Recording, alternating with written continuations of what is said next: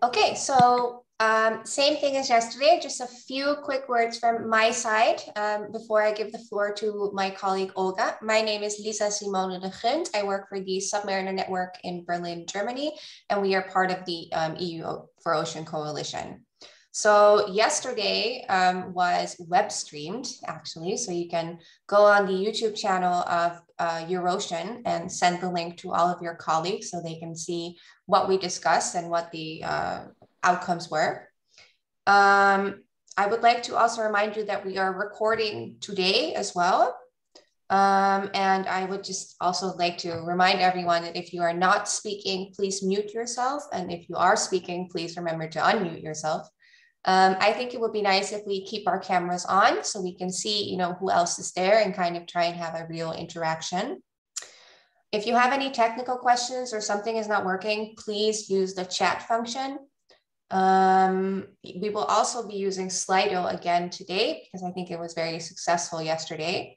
Perhaps we can already share the Slido screen because we have launched 2 questions just to kind of warm up everybody.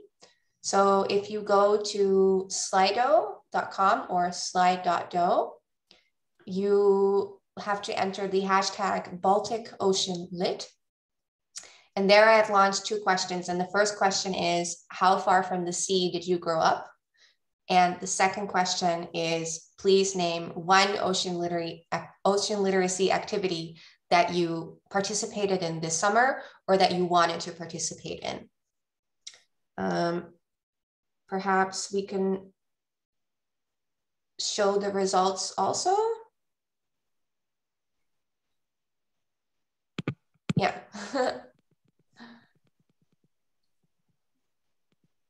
That one, that little arrow. I see that 3 people have already responded, which is a good start. Perhaps we wait for a few more people.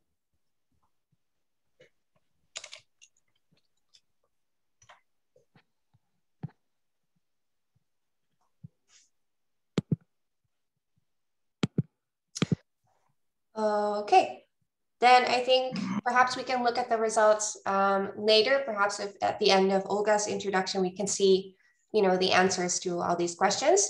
And without further ado, I would like to give the word to Olga and mention that we will be sending an evaluation form at the end of this session. So please fill it in. Olga, the floor is yours. Thank you very much, Lisa. I'm very happy to welcome you all to the second day of our event. Let's make the Baltic Sea blue. Maybe my presentation can still go on with some of the slides. Thank you. Can pass to the second slide and maybe even to the third, because this is what Lisa just introduced to you. And we, meanwhile, keep going and try to think of what was the activity, one ocean literacy activity you got engaged with this summer. To maybe just recap for those people who have not joined us yesterday, is that today we are in the second day. And yesterday we had our first day when it was a high-level opening an event, and we discussed how can ocean literacy support the movement of how we can better protect the Baltic Sea, how we can make it keep it blue. And yesterday was the Baltic Sea Day Celebration. It's an event which was launched by John Norman Foundation. And finally, when I look at the website today, I can tell you that there was 220 partners who participated in the event yesterday. There was 135 events, 6 countries, 20 cities, and 80 actions have been taken yesterday to protect and value and appreciate our Baltic Sea. And this will go on. For those who haven't been able to join yesterday, our recording is online on the website. You can always watch the fantastic, interesting, inspiring presentation from all our speakers. And so what is in for today? You can maybe move to the second slide, please. Yes, so I don't want to repeat, of course, what happened, but these are the main things that maybe we can keep in mind from yesterday to help us move into the second day. So one thing was everybody agreed and was shown by our speakers that ocean literacy is an important driver and a tool, and it concerns all of us. And it is already at heart of many, many things that we all do at all levels. And our speakers yesterday showed that in very good examples and in the discussions that ocean literacy is in fact at the heart of everything they do. We did learn that concrete environmental measures bring results, and research proves it. We just need to translate this in a bit better way so more people understand that their action actually matters. We had a fantastic, inspiring sessions with the young people. We heard their projects. We got inspired by their energy. They motivate, innovate. They actually change our habits. So the advice was to stay curious and to reach for a high-hanging fruit from our speakers to them. And another thing that I hope we elaborate a bit more today is that many of the speakers have said that learning about the sea in school actually brought a lot of advantage and emotional link. It is with us through all our lives. So we do need to learn more about the ocean in the school in a fun and attractive way. So we need more blue schools. So in the sessions later today, we will encounter on that. There was a very important point made by the speakers to say that when we say we need to unite our efforts and do things together, we shouldn't forget to do it also on land and not only on coast, which is, I think in the Baltic Sea, it's very, it's a very important that this came up because there's a lot of attention is given to the link between agriculture and eutrophication. And I think there's very many effort has been done to raise awareness on that side. And of course, it's important to bridge the generations and mobilize the actions of the people on the ground, which is on what we do on the sea basin level. Another important thing was to see that I saw from the sessions yesterday that there are a lot of networks already exist in the Baltics, a lot of partnerships. People work together on many exciting projects.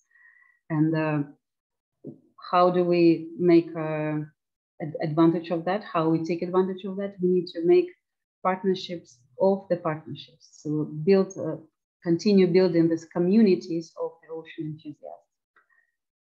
And I can continue, but I think we have more interesting things to do today. So if you want to look back, do watch the recordings and share it among your networks. So maybe more people would be interested and inspired by what we heard yesterday from the speakers.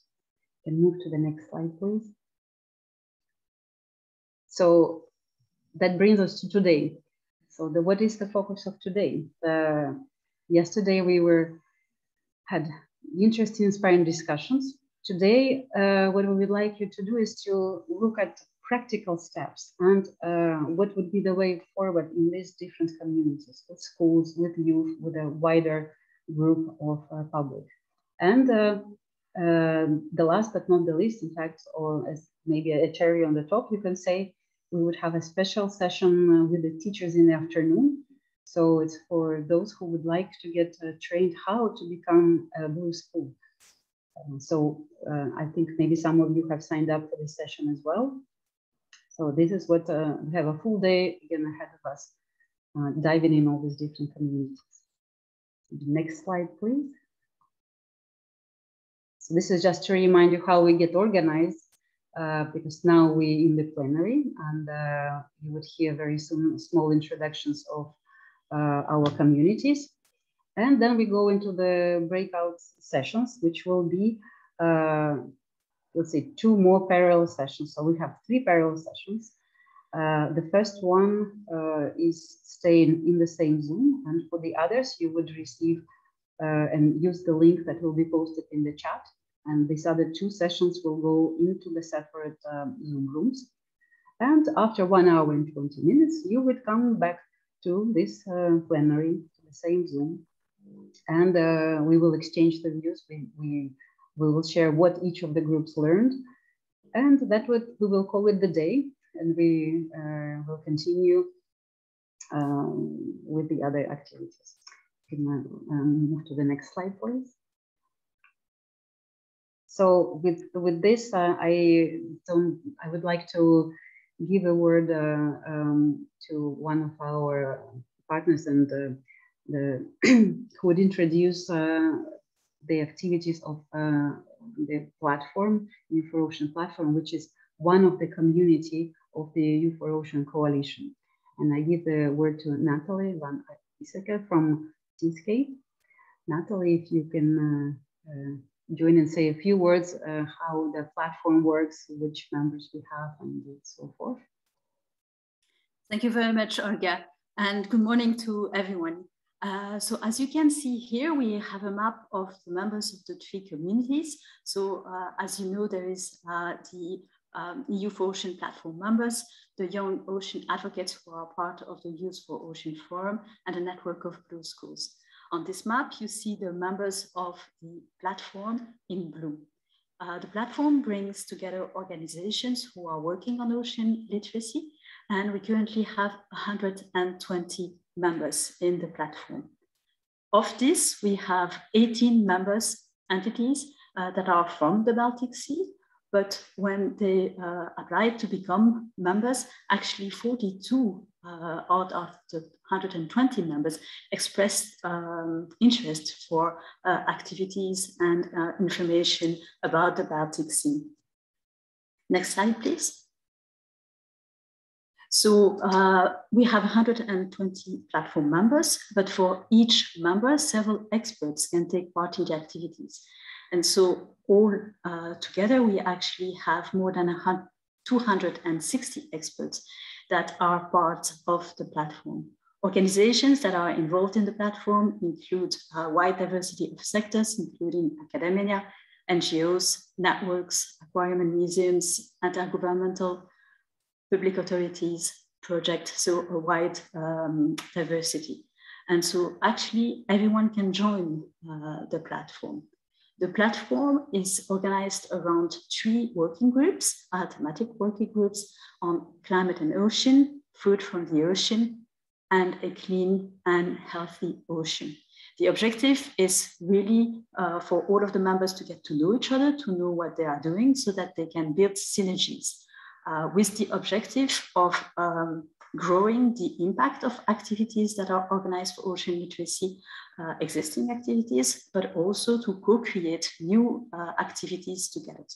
And platform members also participate in transversal activities of the EU4Ocean coalition that includes events like today, but also the Make EU Blue campaign, which you've heard about yesterday and we'll hear again more today. So next slide, please. If you're not yet a member, we would be very happy that you join the platform so that we can include your expertise, your experience, and your ideas in the platform activity. The map you just saw is being regularly updated, and so we would be really happy to add your organization as the next pieces of the puzzles on the map. To become a member of the platform, you need to apply online, and we have a QR code in this slide that will lead you to the webpage where you will get all of the information. What does it mean to be a member of the platform, and how can you join? And we will also include this link in the chat so that you can access this page. With this, I give the word to Angel Muniz-Piera, who is facilitating the working group and will be telling you more about how these working groups actually work and what kind of work they do. Angel, the word is yours. Thank you very much. If I can have the next slide. Hi, everybody. My name is Angel Muñiz. I'm working at the European Marine Board. And as Natalie said, I'm also in charge of organizing the EU4Ocean working groups. We have here one of the chairs is Timon Zielinski from EOPAN in Poland, who will give a short presentation afterwards of the activities that they have been doing on the working group on climate and ocean. But also I would like to introduce a little bit of what the other working groups, because unfortunately the chairs couldn't be here. One of the reasons, for instance, they have to do some science in the Adriatic right now. So it's a good reason to not to miss this event. So for instance, on the working groups on a healthy and clean ocean, we have really interesting conversations, because of course the working groups cover a lot of topics. And for instance, of course, what a healthy and a clean ocean means is that you have a biodiversity, you don't have you don't have any pollution and so on. So I think many things that really relate to the Baltic Sea current problems as well. So for instance, in this working group, we have really active people. It's the most numerous working group.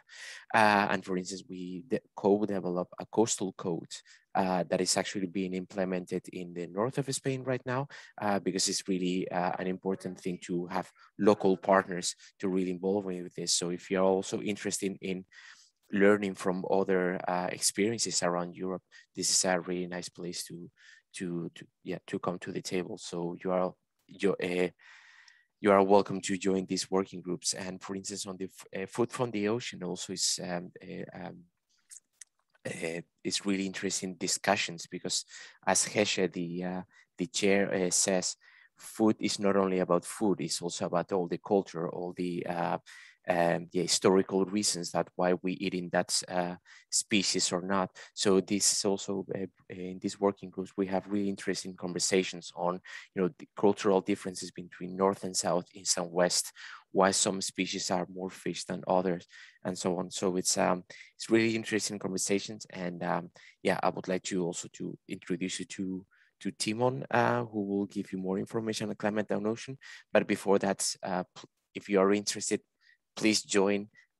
It's for free, and it's really interesting. There are really motivated people in there, and also we can share information about your activities and so on between all the working groups. So with that, please, Timon, just enlighten us with more interesting activities.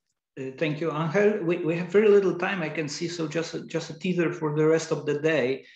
In session 1, Izabela Kotyńska-Zielińska will discuss one of the projects that was partly Baltic dedicated and is partly Baltic dedicated. In session 2, I will be talking about the action that took place over the European Maritime Days. And then we have a presentation with my colleague from Germany during the teacher's session. So there were actions going on within the working group. Most of them were online. Many of them were Baltic and or Baltic versus, for example, the Black Sea combined, which is also an interesting combination for different organizations and to mutually learn about these separate but in a sense similar reservoirs. COVID changed a lot. There's definitely a very negative outcome of the COVID, but there is also a little bit of a positive outcome, because we are able to reach much wider audiences now. We had to change our thinking. We had to apply the new tools. But as a result, from going local, we became more or less global, and we'll show you the examples during the presentations once again. So there's quite a bit of stuff going on. We have not much time now. As I said, just a teaser. We will have a meeting probably in September, Angel. I would say, just to wrap up what happened in the first half of the year and during vacation, because I know of some activities that were going on during the vacation time, but the report will be ready in the second half of the year. So stay with us, stuff is going on, and be with us for the next sessions to see the exact examples. So thank you very much. Thank you very much, Natalie, Angel, and Timon. I think our participants got a good introduction to the platform and what does it mean to be active in the group, and hope more members from the Baltic will join. We're running just a little bit late, but I would still like to give a quick, maybe 1 minute of overview of the other communities, and then we jump into the parallel session, because some people are joining just for the parallel session, so they are already joining the parallel room. So if you can move to the next slide, and I can quickly ask Mael, who you already saw from yesterday, to say a few words from where we stand with the EU4Ocean Forum. Hi, thank you, Olga. So welcome everyone to this session, this second day session. So I'm facilitator of the EU4Ocean Forum. It's a community of, it is now, as for today, 188 EU4Ocean members, because we just received the last numbers from the last call, which was launched months ago to find some new young ocean advocates for the Baltic Sea basin. And I'm happy to say that we count now 35 projects for young ocean advocate programs, which is great. A lot of ideas and a lot of new members in our community. So very quickly, the EU4Ocean Forum is a community of people from 16 to 30 years old who are passionate about the ocean, enthusiastic about the ocean, and want to network, work together, share knowledge, and empower their voices. So that's a place where everyone can join. So I put in the chat the link where you can join the forum. And so feel free to come and ask questions if you have so. We have lots of young people from all over Europe and from all different backgrounds. So science, arts, and they can be high schoolers or even students or workers already. So please join. And yeah, we are doing lots of things. And if you want to learn more about our community and what we do, you can join us in session 2 today. So don't hesitate to come, and we'll talk to you a little bit more about what we do. Thank you very much. Wonderful. Thank you very much, Mael. And we can go to the next slide, and I invite Vanessa to say the same, just a few words, and then introduce the session. Hi, good morning. I will try to be quick because we are running out of time. So my name is Vanessa Batista. I'm working in Ciência Viva, the Portuguese Agency for Science, Culture and Technology, and we are in charge of managing the network of European Blue Schools in this coalition. As you can see in the map, and despite the very difficult conditions that we have during the last year due to the pandemic, like Timo has stressed, the network of European Blue Schools has now 36 schools. We are in 13 countries, and 5 of which of these schools are from the Baltic region. So we will have a session on the Blue Schools, session 1, that will be in this room. And in this session, we'll see how we can increase these Blue Schools in the Baltic region, and we'll discover how the wonderful projects that are being in place in the Baltic region, and how we can connect and have more schools in this region, and connect these schools with the other schools and the other European schools. And in the afternoon today, for the ones that want to know how they can implement a Blue School and how they can create their Blue Schools, because probably there are lots of people working now in the schools in ocean topics, and if you are working in ocean topics, it will be easy to become a Blue Schools. So this afternoon you can join to our teachers training with my colleague Evie from MCA, and we are very glad to have you on board in the session 1 and in the afternoon in the teacher training. So see you. Thank you very much, Vanessa. Now you can move to the next slide. So I think we are ready to move to the parallel sessions. You already heard from Vanessa and you heard from Maël. Now, the other two sessions, so it's Maël and Lisa will be moderating the second session. And the third session is moderated by Farah, who you met yesterday.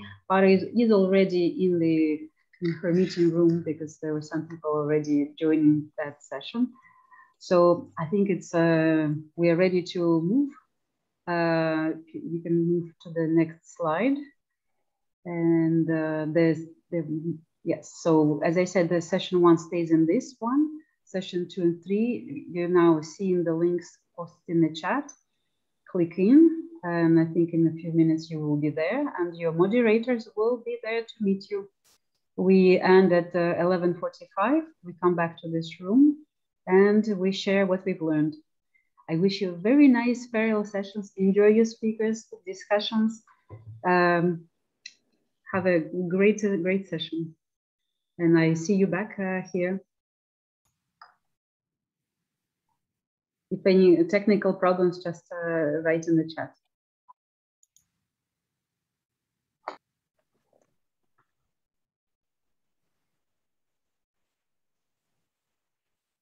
Can you please stop sharing the screen?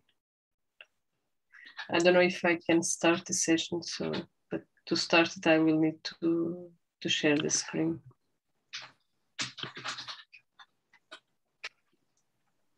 Okay, thank you. I will probably give more 2 minutes to people that are moving from this session to the other ones. I will share my screen now.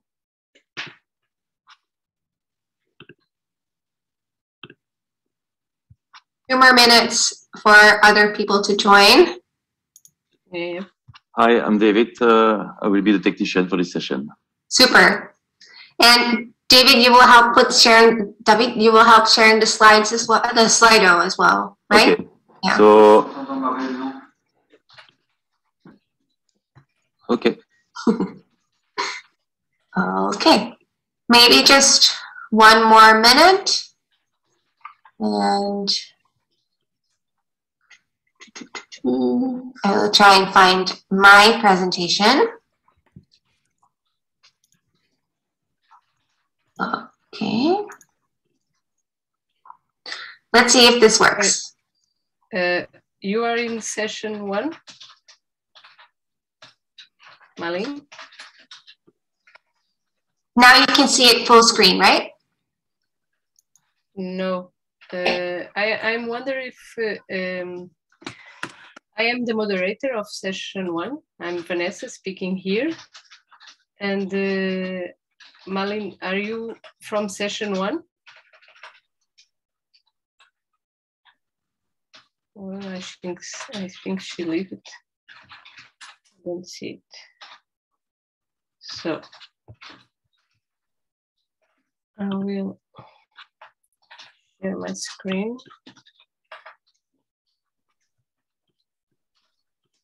Sorry, just give it 1 minute to share the screen. I think we are now. Are you seeing my screen?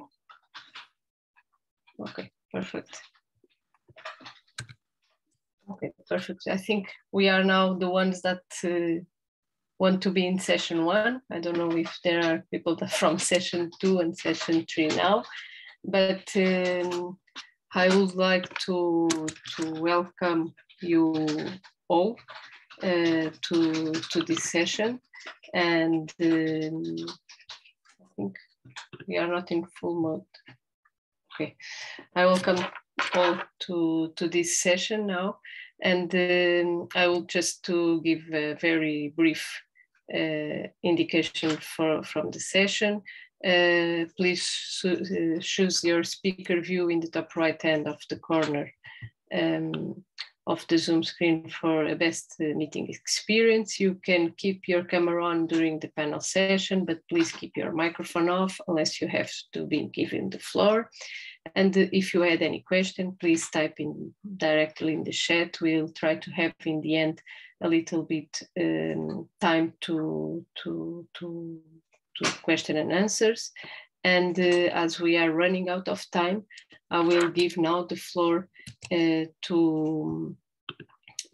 sorry, I just share the screen, and I want to just show you our program. So we are in this session showing and sharing lots of projects in the Baltic.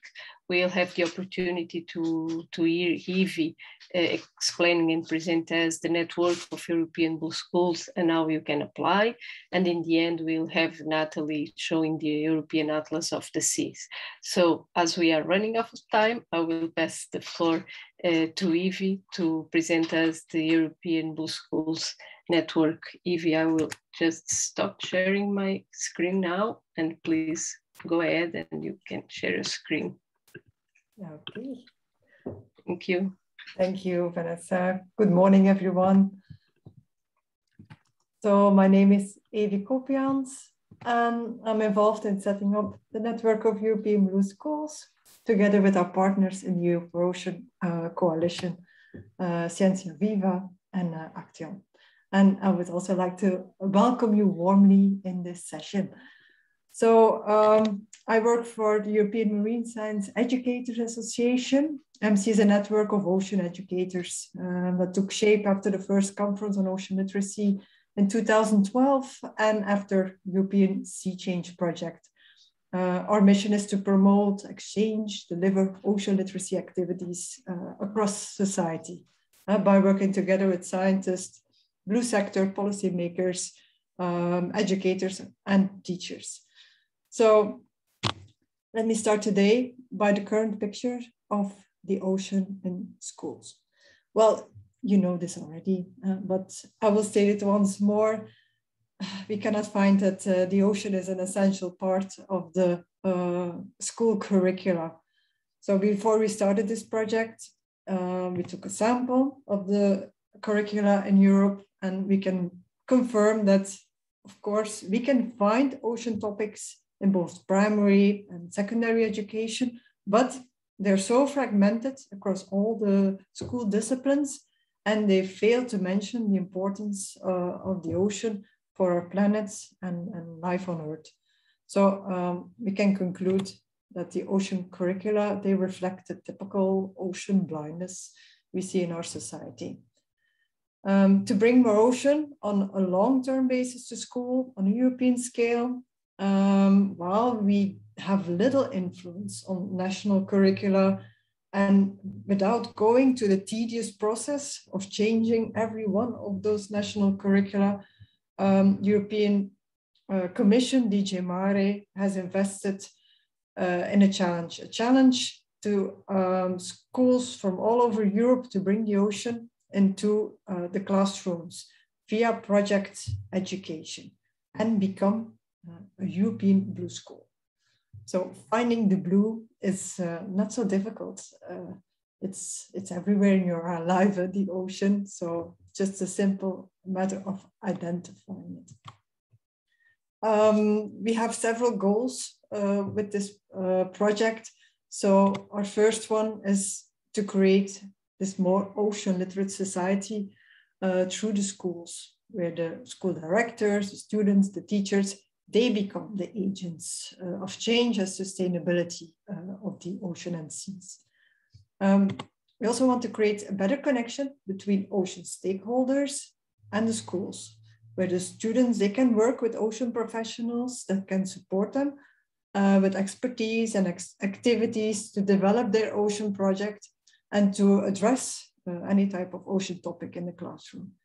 And also we want to give the opportunity for schools to share experience and collaborate with each other nationally and internationally. So we can enlarge the scale and enhance the quality also of ocean education. So why should you or anyone become a European Blue School? Well, in a European Blue School, the ocean is just an essential part of environmental education, where awareness is raised on issues impacting the environment upon which we all depend, as well as actions we can take to improve and sustain it. Working on education for sustainable development, that's also at the heart of the European Blue School missions. So schools can show their students how their own actions can help to achieve SDGs by making ocean-friendly choices and taking action for ocean-related issues that the local community of the school is facing. So going outside the school walls and building the connection, that emotional connection to the sea, that's another key element. It has multiple benefits on child cognitive, mental, physical, and social functioning. The education model of European Blue School is not curriculum-based, but project-based. So students can explore and investigate a real-life topic themselves with a teacher and an ocean professional as mentors. So this way, the school can also provide students with opportunities to know the blue sector and possible careers. Yeah, and of course, schools that develop the blue project can receive European Blue School certification. So with this certification, we want to give the teachers at school who are making a change in their community with their project some international visibility and a reward. In this network of European Blue Schools, we hope to map and connect all these existing school initiatives. And yes, there are plenty, as I think Olga said, and that ranges from that one passionate teacher to national projects where schools get a school label, and to international funded projects and large global school networks. So we have a handbook for teachers, and there you can find already some of these very inspiring projects. The handbook also has a step-by-step guide on how to become a European Blue School. Schools can now apply again to become a European Blue School and receive the certificate, and we accept applications for the first semester until 15th of December. All certified schools become part of the network, so teachers can exchange resources, collaborate with each other via e-training, for instance, and receive training. The network is also very well connected to research institutes, universities, education centers, and NGOs from the EU4Ocean platform and the EU4Ocean. On this map here, you see all the current schools in the network who have received European Blue School certification the previous semester. I would like to highlight two schools of them who are situated here in the Baltic. Well, here, not here, but with you who are from the Baltic.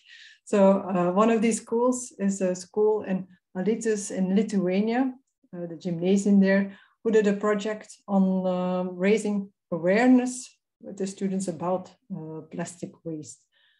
They invited marine wildlife scientists, marine biologists to talk about materials that are polluting the Baltic Sea coast. They thought about physical properties of microplastics and of course damage to all to marine organisms. Students conducted a large investigation monitoring of plastic along the river. The school is not located on the coast, but on a river far away. And they looked at how to reduce water pollution, waste to recycle, and how to change their own personal attitudes towards the environment. So they made a lot of posters and they presented that in English to the entire school community. Another of these projects is from the Hotel Culinary School complex in Gdynia, this project was a collaboration between two schools. You see here the older schools and the older students from the Hotel Culinary School, and then children in front from the kindergarten in Gdynia. So the older students instructed the children on the different species mussels and fish that are present in the Gulf of Gdansk. And they taught them about adaptation, anatomy, how to identify them. And the project was done in collaboration with the aquarium and the National Marine Fisheries and Research Institute in Gdynia, with lots of help from local fishermen in the Gulf of Gdansk to find all these species. So with regards to certificates, you see here with the kindergarten there, you can already do a project with students from a young age. But we have granted the certificate to schools from kindergarten to senior high school. The majority of schools in Europe were, of course, hindered by lockdowns and other pandemic restrictions. Students, they could not go to school, could not do field work, could not do school visits. So finding the blue became a challenging experience. And they needed to be very creative. So addressing the ocean in and outside a classroom has never been the easy route for a teacher. Ocean topics, they can be often complex. Teachers sometimes lack knowledge and suitable resources in their own language that are applicable to the local context. But despite the situation, the difficulties, teachers did find a way to bring in partners and implement the Blue project. So as times are still challenging, especially for schools, things might still get rough along the way if you want to become a European Blue school the next semester. But we are convinced that in the long run, this initiative can be a new piece of the solution to transition our society and prepare students to tackle some of the ocean problems today and tomorrow. Voilà. We look very much forward to work with you and build this network. Thank you. Thank you, Evie, for your presentation. We have people asking in the chat how they can become a Blue school. I have just put the link to the application form, and as we are running off with time, I will just give the floor to Anna, that is a high school student and training on the Baltic Sea Action Group, and she will present your project. Anna, the floor is yours. You can share your screen. Thank you.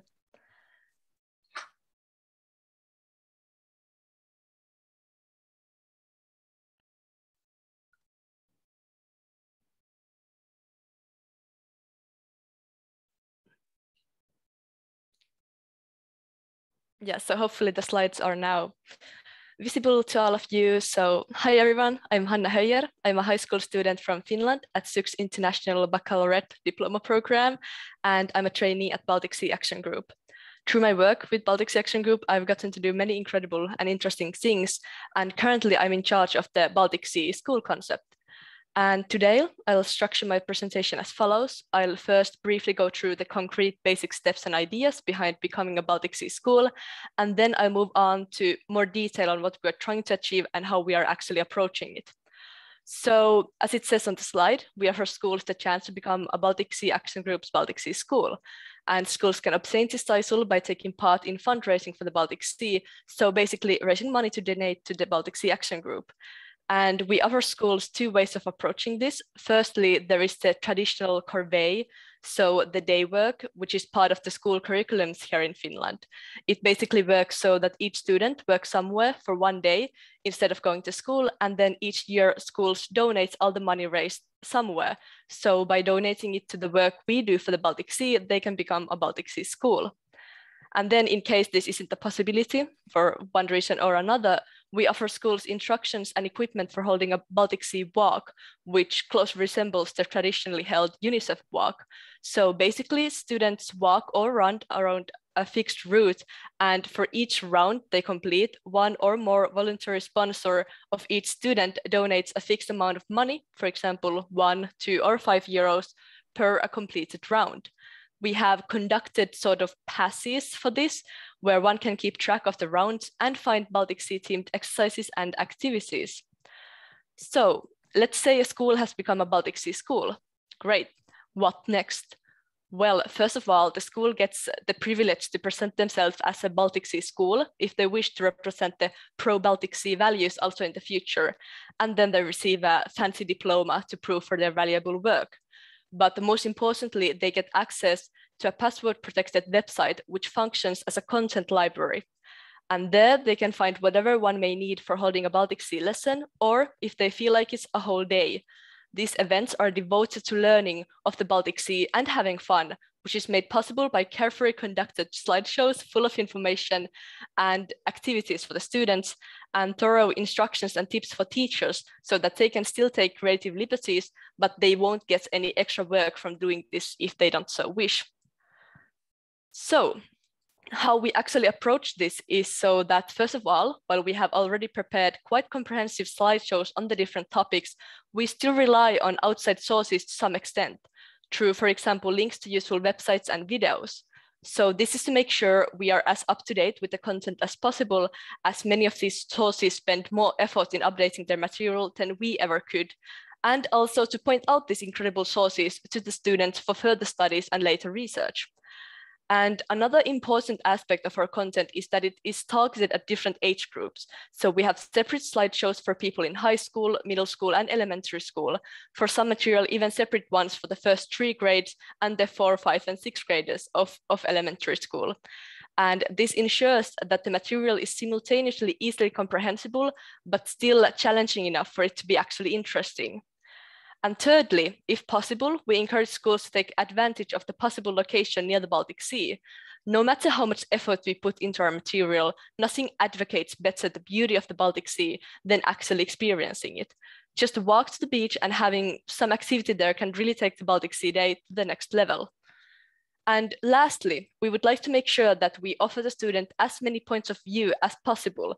And this is to ensure an all-encompassing image of the matter, as well as to encourage critical thinking. Rather than presenting statements as facts, we provide the students with enough material for them to make their own conclusions. And this is done through having different topics covered in different subjects for the older grades. In high and middle school, the school day is already organized so that you have each subject with a different teacher specialized in that specific subject. And rather than asking schools to throw away the structure of the whole school day in order for them to organize a Baltic Sea Day, we try to utilize each teacher's specialization while also making organizing a Baltic Sea Day as simple as possible. So students still go on with their day attending each of their lessons as planned, but the topic on those lessons will be related to the Baltic Sea through the eyes of the subject in question. So for example, in chemistry, you might take a look at eutrophication, in physics at sea traffic, and in social studies at the many actors and the wide international cooperation working to help the Baltic Sea. The possibilities are quite literally endless, and even in subjects seemingly non-related to the Baltic Sea, like in maths, you can study the importance of models in studying the Baltic Sea. And in art, you can learn of all the great works the Baltic Sea has inspired and let it inspire you to create something. We have something for each and every subject, and we have instructions and material for each teacher. And this is what I believe is the best aspect of our concept, because while it fulfills our priority of raising awareness on the Baltic Sea's value and unfortunate condition better than any other way would, it is part of the much needed change in our educational system. It's a joke as old as time how the priorities of what we are taught seem sometimes even ridiculous. Like, thanks schools, I still have no idea how to pay taxes, but at least I know how to find the hypotenuse of a right-angled triangle. So students wish for education rooted in reality with real-life applications. And this hasn't gone unnoticed by the schools and the decision makers. So lately, the curriculums have in increasing amounts tried to emphasize the importance of going beyond subject borders and rooting education in reality, which is exactly what our material does, showing the benefits of each subject in considering this complex issue that is the Baltic Sea. Our goal with content is to have it be as interactive as possible by having the students learn by doing research and activities rather than listening to a boring lecture of a list of facts related to the Baltic Sea. The activities, again, point the student to brilliant sources and encourage them to learn from each other. So while each Baltic Sea lesson is started with a slideshow we have provided, the goal is to use most of the lesson on discussion or activities, such as proposing their own solutions on certain issues or investigating their own impact on the Baltic Sea, or for the younger grades, just having fun games related to the topic. While we wish to offer schools a high quality platform for educating the students and teachers and for getting them to learn together and from each other, most importantly, we wish for the schools to have fun. We really don't have to manipulate the content to make it seem interesting. The Baltic Sea generally has so much to offer, and we wish for schools and students to just take some time to raise awareness on important issues, appreciate the value and beauty of the Baltic Sea, and enjoy themselves while doing it. So yeah, thank you. Thank you, Anna. It was so nice to hear about and to know about these Baltic Sea schools and your project and the way you assist teachers and students, giving them the opportunity to think about a subject and not imposing them how to do it. Very, very, very interesting. I will now will give the floor to Ira and Miki from the Baltic Sea project. And I will have to share the screen for you, Ira. Is that correct? Okay. Yes, that's okay. I will share your presentation. Thank you. Now. Just give me 1 minute.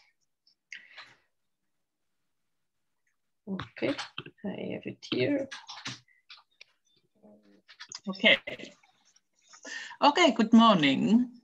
I am Ira Unden-Selander, and I am the general coordinator of this, I can say, quite an old project, Baltic Sea project. You see there a stone here.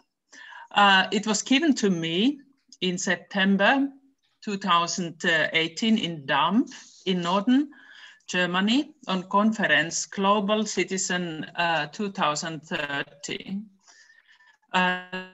This was the annual conference of Germany's UNESCO ASP.NET schools.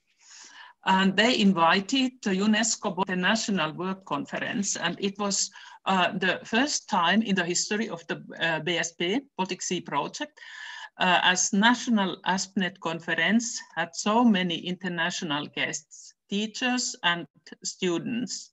And we were together 330 participants, and 135 came from Baltic Sea countries. And all countries were represented. And on this conference, Finland got the leading role of the Baltic Sea project. There was the change of the international coordination, which moves every 3 years from one Baltic Sea country to another. And Finnish coordination is going to the end this autumn, and the stone goes to Denmark and then continues to Germany. But how? I don't know now. We have met earlier on these big dates, but now it's impossible. We don't know. Next slide, please. Yes. Yes, our project is quite old, and it was founded totally in totally different time in 1988. The initiative came from Finnish National Commission through UNESCO to all countries surrounding the Baltic Sea. Sweden, Denmark, Federal Republic of Germany, German Democratic Republic, Poland, the Soviet Union got a message.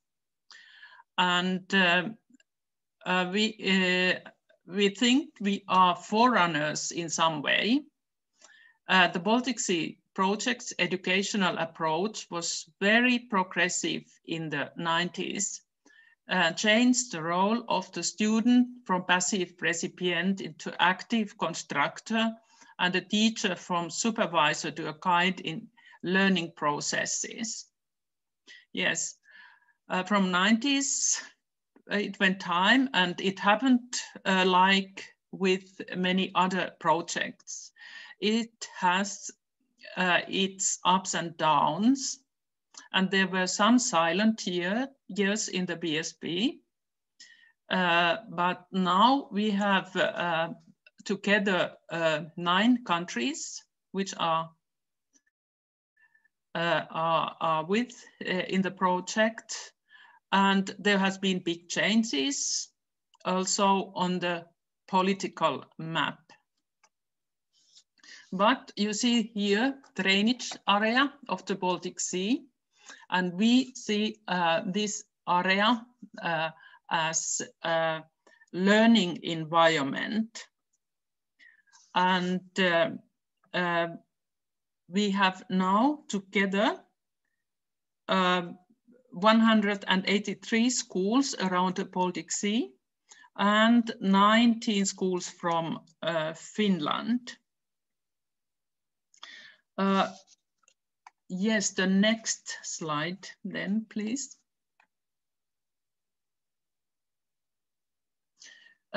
In the new phase of the project, we of course follow Agenda 2030, and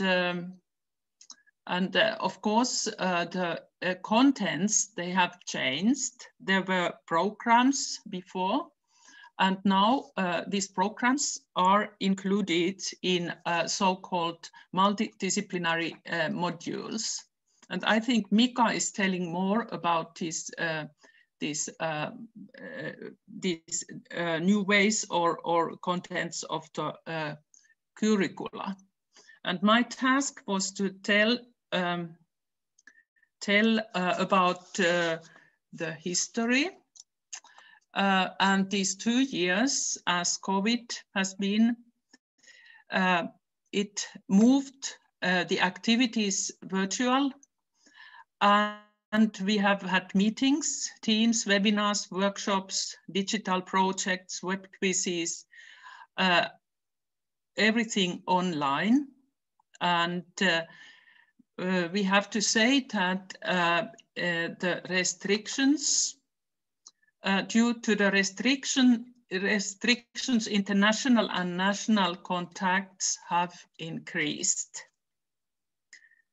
And then next slide, please. Yes, there are these programs, once again, and multidisciplinary learning modules in the basic education and also in upper secondary schools. Then we can go to the next. Yes, we have the blog, and there are texts, news, and what is happening in schools around the Baltic Sea.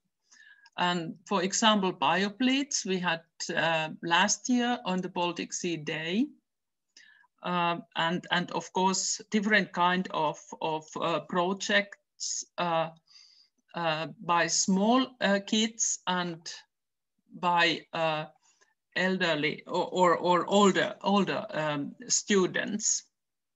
And we have citizen science as a new initiative, and we learn to use iNaturalist. And here this app was presented yesterday on our Finnish Baltic Sea Day webinar yesterday for wider for the teachers. But the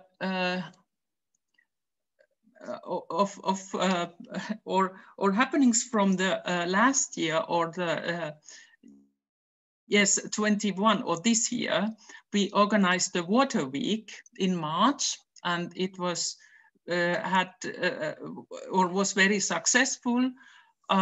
You can see more about the initiatives, or we can talk about it in the later session there were very good initiatives they could suit to others too. And then we had the first digital Åre camp, and it was very successful too. And now I would like to give the word to Mika. And for me, I will say thank you. Maybe we'll meet us later. Thank you. Thank you, Ira. Should I keep the presentation and Mika goes ahead with this presentation, or he heads other presentation? Yes, you can change Mika's presentation. Yes. Okay. Yes. Okay, please, you can take it. Sorry. Okay, so I will stop sharing the screen. Yes. Okay, Mika, you can go ahead. Thank you. Hello, greetings from Vaasa and Vaasan Lucian Lukio upon secondary school. My name is Mika, so Mike, it might be more easier. Jokiaho, and I teach history and social science and do global education here in my workplace, Vaasan Lucian Lukio upper secondary school. Our school is a UNESCO school, and then also UN school, and also Baltic Sea Project School, and maybe someday also European Blue School, I hope so. So we're now waiting the slides there. From this autumn, I will. I don't have your slides, Mika. I can do it. You can share it directly, okay? Yeah. So here we go. Thank you. Here's some sea view. It's just nearby in our school. So we are located in Vaasa and nearby Baltic Sea. So our school is UNESCO school, and also we are along this Baltic Sea Project School network. And from this autumn, I will coordinate our National Baltic Sea Project School network. In this presentation, I will tell you some Baltic Sea Project activities we have spent on our school in Vaasa, and also some ideas how to grow up as a global citizen, what we have been doing. And after that, I will say some words about future plan of Baltic Sea Project School network we have here in Finland.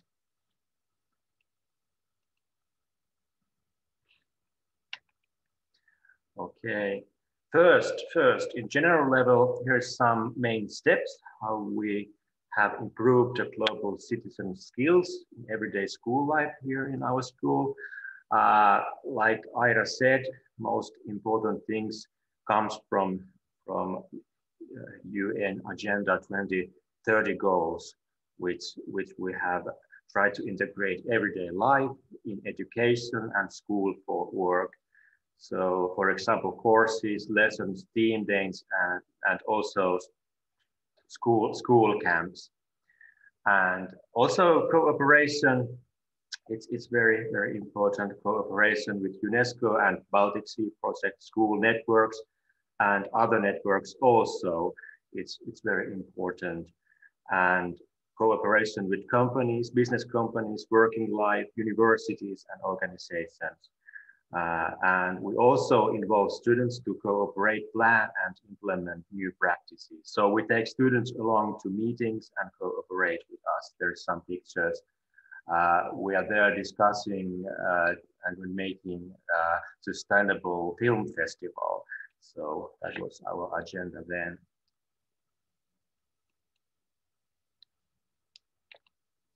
Okay, here's some examples what we have been doing during Baltic Sea Day. We do working down by the sea with students, and we might listen to podcast or just enjoy sea view, or maybe even make meditation at the seaside, like yesterday. And of course, we also study different things related to the Baltic Sea in outdoors and lessons. And last year, we also took part in the competition BioBlitz around the Baltic Sea and make observation of different plants and animals. I think it's good app and platform to study nature and environmental things. And during the Baltic Sea Day, we eat local Baltic herring steaks for free lunch in our school.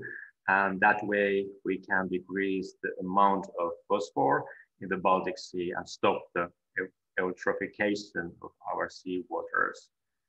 And then also last year, we also cleaned up some of the Baltic Sea coastline in Vaasa and helped that way Vaasa City Green Area workers in their work.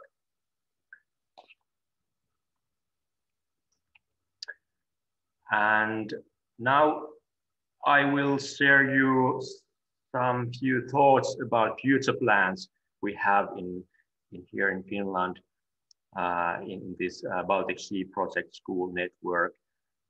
We made a joint application last spring and received funding from the Finnish National Board of Education to develop the cooperation of the Baltic Sea Project School Network. And we have just started this work together, and we will see next time during the National UNESCO School Days on September. And there, in the workshop, we will start a cooperation to plan a new Baltic Sea course and activities for schools. And also we will discuss outdoor school camp where students could meet together and enjoy and study environment. And these goals, Baltic Sea Project's goals in general are to achieve and to activate and expand project school network and cooperate also in international level in the Baltic Sea region, but also work together with organizations, universities and companies. And one of the main goals is to raise awareness of the environmental problems in the Baltic Sea region and to help understand the different scientific, social, cultural, political, and economic aspects of the interdependence of human and nature. And same time, I believe we can learn the sustainable lifestyle and get encouraged to make environmental and climate actions that save the environment and biodiversity of the Baltic Sea region and prevents climate change. I think this European Blue School initiative is very interesting. I personally found networks very important. You can find new ideas and make new innovations, just work together. It's very important. And together we can also create a better world and ensure that our seas are blue. So that kind of thoughts we have this moment. Thank you. Thank you, Mika. And after this presentation of the Baltic Sea Project Schools Network, I am glad to welcome you, Mika. Thank you, Mika and Ira. And I would like to welcome now Kezia and Monica from the Gdynia Aquarium of Poland, who will challenge us with a Baltic Sea quiz. I will ask Kezia and Monica to try to be a little more quick. I don't know, you have 10 minutes in the program, but as we are a little bit late, if you can short it a little bit, it will be very good. If not, I think we can short it in the end in the discussion. So Kezia and Monica, the floor is yours. Yes. And we are very glad to see this quiz and to be challenged. Yeah, hello everyone. Hello everyone. It's so nice to see all of you and hear all of you. Okay, so first I would like to share my my screen that you can see the presentation. And okay, let's me. I hope you see my presentation. So me and Monika Wiśniewska. So my name is Kasia Borowek-Dzwonkowska and my colleague is Monika Wiśniewska. So we work in the Gdynia Aquarium. So the Gdynia Aquarium is part of National Marine Fisheries Research Institute. So only in few words that you can see where we work, what we do. This is the Gdynia Aquarium. This is the building, the rotunda, and on the right side, the part of the building. So this is the exhibit. We have 7 chambers, like 7 exhibitions. Of course, one is the coral reef, and 2 of them is about the Baltic Sea. Why about the Baltic Sea and why 2 exhibitions? Because there's a lot to say about and a lot to show. This is our building. Here you can see our building. So we are surrounded by water, by the Baltic Sea. We have also, there's a nice marina nearby where we can give lessons, and the main beach of Gdynia. So this is the place where we work and where we launch, where we do many projects with children from kindergarten, from school students, but also seniors. So we are on the coastline of the Baltic Sea. Of course, it is the Gulf of Gdańsk. Nowadays, of course, as I said, we have many projects, but today we would like to encourage you to take part in the quiz. So now it's time for you to relax a little bit, and we can do it like this. You can take a pen and a piece of paper and write answers on the paper, or you can click the link. Monika, if you can send. Okay, so she has sent it, the link on the chat. So this is your decision if you would like to write on the paper, or just click the link and then you can take part in the quiz online. So let's play. I hope you will enjoy it, and of course you know all answers right now, but let's check. The first question. What do you see in the picture? Of course, we are talking about those white pots, white dots. Is it a piece of limestone, or is it an animal or a plant? Just write an answer. What do you think? What do you know about this white thing? So this is the first question. Okay, do we have it? Okay, so question number 2. Which of these animals live in the seaweed beds? Seaweed, remember, so we are looking for something green. Of course, more than one answer can be correct. Is it a jellyfish? Is it a pipefish? Maybe Idotea? Or some mussels? Write your answer or match your answer online. And this is the second question. I will move to the third. I'm sure you will know the answer, but let's check.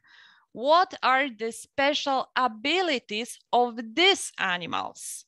You see a worm, a mussel, and a prawn, like a shrimp.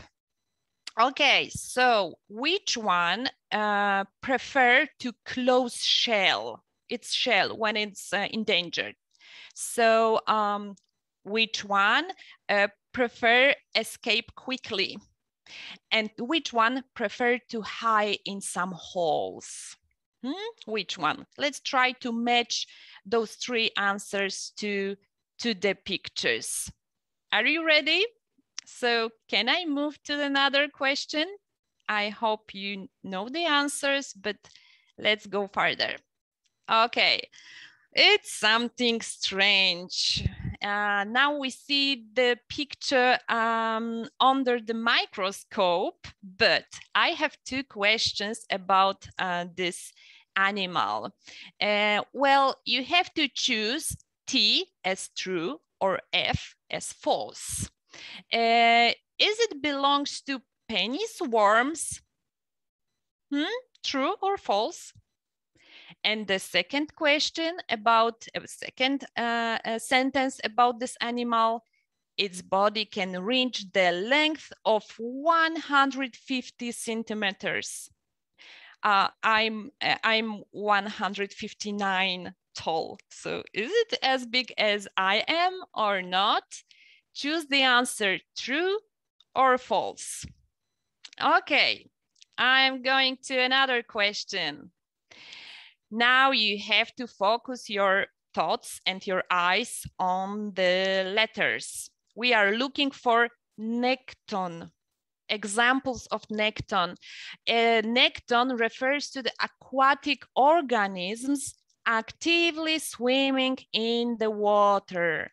Which animals swim in the water? So it can fight with the, you know, it has strength to swim. So let's look. Oh, I can give you a helpful hint that you are looking for three words. Three words. Are we ready? 3 words, but those should be examples of nekton. Remember that we are looking for nekton. Okay, I hope you find the answers. And another question. Which of these animals are underwater chameleons? It means which of those animals, shrimp, salmon, barnacle, flounder, or crab, also more than one answer correct is possible. Which of them can change colors? Like we are thinking about camouflage. Which of them can change colors? More than one answer is correct. So just circle or write down the name of those animals. And one more question. What are special abilities of those organisms? As for the second time, you have to match correct answers with the picture. So seagrass, sandhopper, or shorthorn sculpin. And we have special abilities. Which one makes sounds similar to sheep horn? Which one producing oxygen? And which one can digest cellulose? Do you know the answer? I hope you know. You know this small hooper. I know you know this. I'm sure you know this unusual fish. And of course, we know what seagrass does under the water. So those special abilities. Okay, and one more question. Match the name of the Baltic mollusk with its correct picture. So I believe that the easiest one is blue mussel. Is the easiest one. But then you have to choose sand gupper, lagoon cockle, or Baltic macoma. So you have to choose and correct the names of the mollusks, Baltic mollusks. Are you ready? Okay, let's try the last task for you. Solve the puzzle. I can give you a helpful hint. Is this a Baltic sea spider? So try to put those pieces to have a good picture of a spider. Try to focus your mind, imagine how the animal can look like, and make a good picture of a spider. Okay, so we don't have much time, so just I would like to give you correct answers to finish our quiz. Okay, so let's check, and then you can write on the chat how many good answers you have. Okay, so the first one, of course, it's an animal. Yes, that's an animal. Second picture, of course, in the seaweed beds, on the seaweed bottom, we can find pipefish and Idotea. I told you that we are looking for green color. And let's find the answer for special abilities. Of course, mammals, they close their shells. Shrimps, prawns, they escape quickly. And all worms on the sand, they prefer to hide in a hole. It would be better for them to survive. And then true or false? True. Of course, this animal belongs to penis worms, and false because it's really tiny. It's not so big as I am. So it's really, really small. We were looking for 3 words. So it's seal, eel, and fish. Those are words or animals that belong to Nekton. Okay, and one more. We were looking for Krangon shrimp. This is the animal in the picture, and of course, flounder. Another question, special abilities for these organisms. So of course, we know that seagrass produce oxygen, sandhopper can digest cellulose, and the fish make sounds like sheep horn, so we can hear the animal very well. Mussels, shells, of course, blue mussel, it was the easiest, but sand grouper is the big one. Lagoon cockle with the one that is on the right side, and of course, Baltic Bacoma in the picture close to blue mussel. And the last picture, the last answer that we can finish our quiz. Be careful, look on the screen. Ta-dam, this is the Baltic sea spider, and it should look like this. I hope you enjoy our quiz. It was like short break between really nice presentations. So if you want to contact with us, with the Gdynia Aquarium, with the Education Center of the Gdynia Aquarium, with me, Kasia, and with Monika, just you see our emails, and don't hesitate just to contact with us. So thank you, and that's all for today. I'm looking on chat if we have any. Oh, nice, 80%, congratulations. Nice, nice, thank you very much. Thank you, Casey and Monica. It was so fun and a relaxing moment. And for me, that I'm from Portugal, I learned a lot about the Baltic Sea. So it was a very good, relaxing moment between these very good presentations that we are hearing in this session. So I will now give the floor to Nina from City of Turku Development Services. And Nina, the floor is yours. Thank you. I hope you can hear me. Yes, well and clear. Yes, I try to be quick, even though I have a quite long presentation, but I won't exceed. I think we are more or less on time. Okay. So thank you for inviting us. My name is Nina Salonen, and I come from City of Turku Development Services. And I'm going to talk today about Baltic Sea activities in City of Turku on a bit, well, both a bit more administrative level, but also give you a few examples from the grassroots level.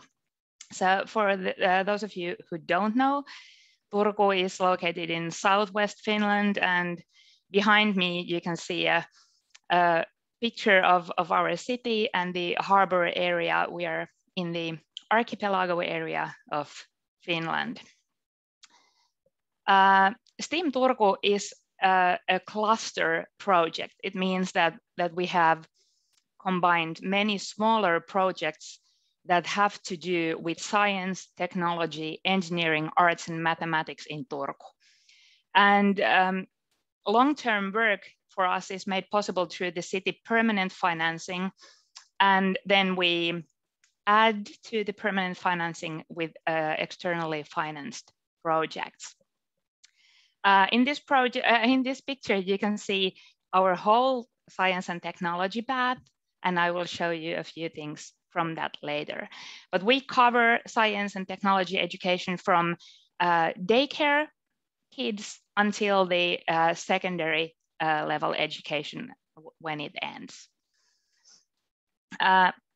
Our values are participation, openness, and innovativeness. And I wish I could talk a bit more about this, but we forward these values with igniting the STEAM spark. We make science fun, and we offer various different ways of finding your own path to science and technology. After igniting the spark, we challenge the kids, and I'm going to give you a few examples of the challenges today.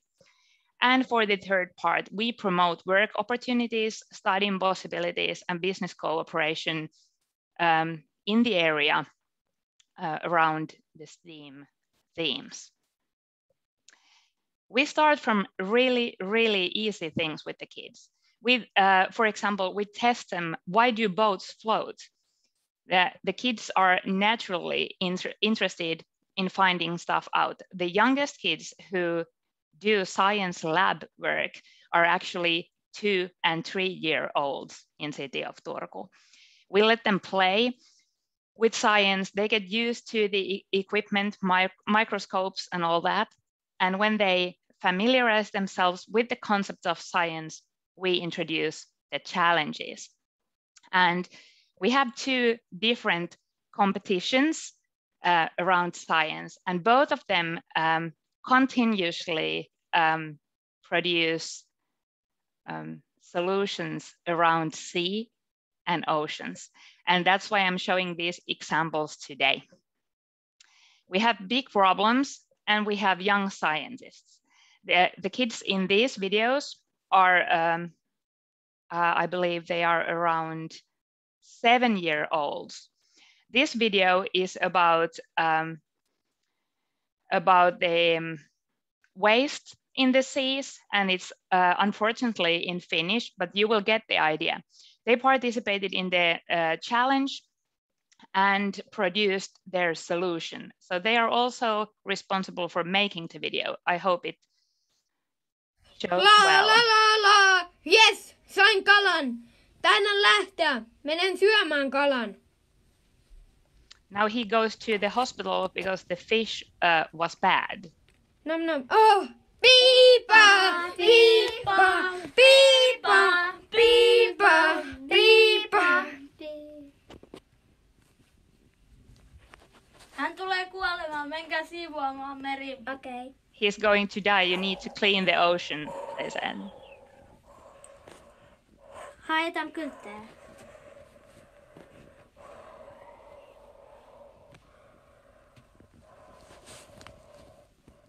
Hyvin tehty. Kiitos. So this was one of the, or the first one of the videos, and these solutions, like now in this case, that if you throw your waste into the sea, the fish will go bad and you will get sick, maybe even die from eating it. They are always the ideas and solutions are developed by the kids, and this group, I think they came second with their solution. No, I don't know how to move on with this. And this one, I'm not going to show the whole video, but this is about a trash robot in the sea. So it deals with the same issue. Mennään uimaan. They want to go swimming.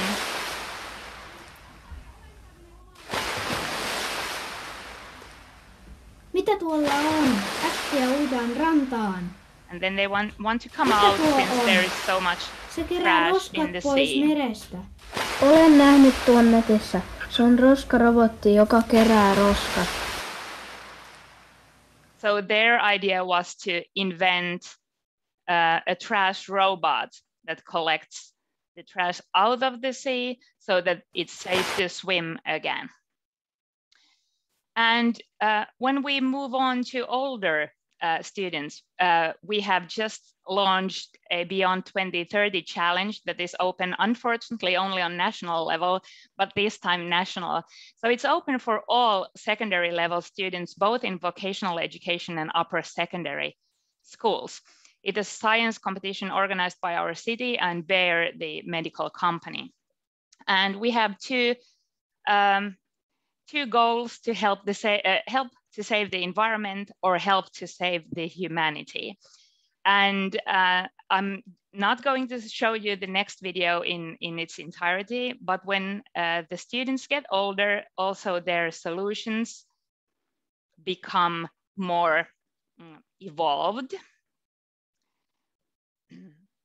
And our students in the Beyond 2030 challenge, they work together with university students and they get mentoring for their ideas.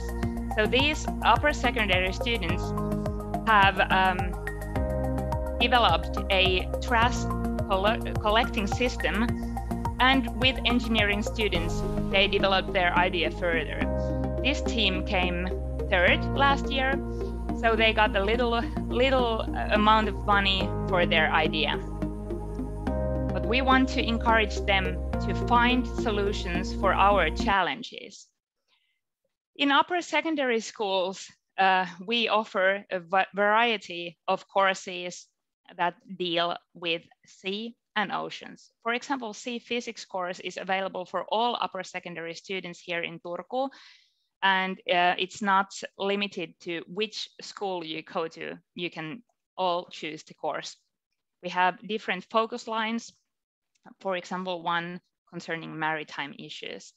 And we have been actively involved in activities like, for example, the Baltic Sea Day since 2007 through different projects. Sometimes the students' ideas start small and end up as something bigger. We actually saw earlier how Vaasa Upper Secondary School presented that they took part in the Baltic Sea yesterday by eating Baltic Sea herring. And Turku Finnish Co-ed Upper Secondary School invited all Finnish upper secondary schools to join the Baltic Sea Challenge by eating Baltic Sea fish. Last year, we had around 100 schools nationally attending. And this year, we counted that we served 26,000 Baltic Sea fish meals yesterday. These are fish pins made of Baltic Sea fish. And we've estimated that around 100,000 meals were served yesterday. The school lunch is free in Finland. And this project was induced by the students. They wanted to find out how to get Baltic Sea fish on the school meals. And when they wanted to have it in one school, the meal provider said that it's easier to have it for all. And from one school's initiative of serving maybe 100, 200 meals of Baltic Sea fish, it has already grown to 100,000 meals. And for example, in city of Turku, we have made a permanent decision of serving Baltic Sea fish throughout the year in the menu. So I actually exceeded my time with 20 seconds, but tried to keep it tight. Thank you, Nina. Thank you. Thanks a lot. It was very inspiring to see all that videos and see that you are running projects from the daycare and STEAM projects from the daycare to the high school. I think that is amazing, and this part of having the meals in the schools or trying keep this momentum of having the meals in the schools with the local fish is very, very, very inspiring. I will now give the floor to Jari from Psyche to present their project. Jari, the floor is yours. Yeah, thank you very much. I think you can hear my voice, I guess so. Yes. So I'm working now in Helsinki for Finnish Environment Institute, and we got interested about research because how we can integrate research into the education, and we actually started thinking two things: was how to integrate and what services we can as a national player provide for education. So if we first look at the curriculum of the national curriculum in Finland, and then different research themes, because we have water and of course we have carbon and all these, and in the research you have a certain procedures and process you are following. So we were thinking that how we can put this process into the national curriculum, and that's why we work with the Turku region, with the University of Education, and there were 2 students and us and many school teachers, about 200 school teachers involved with this project, and we came up with this kind of path that how we can do this.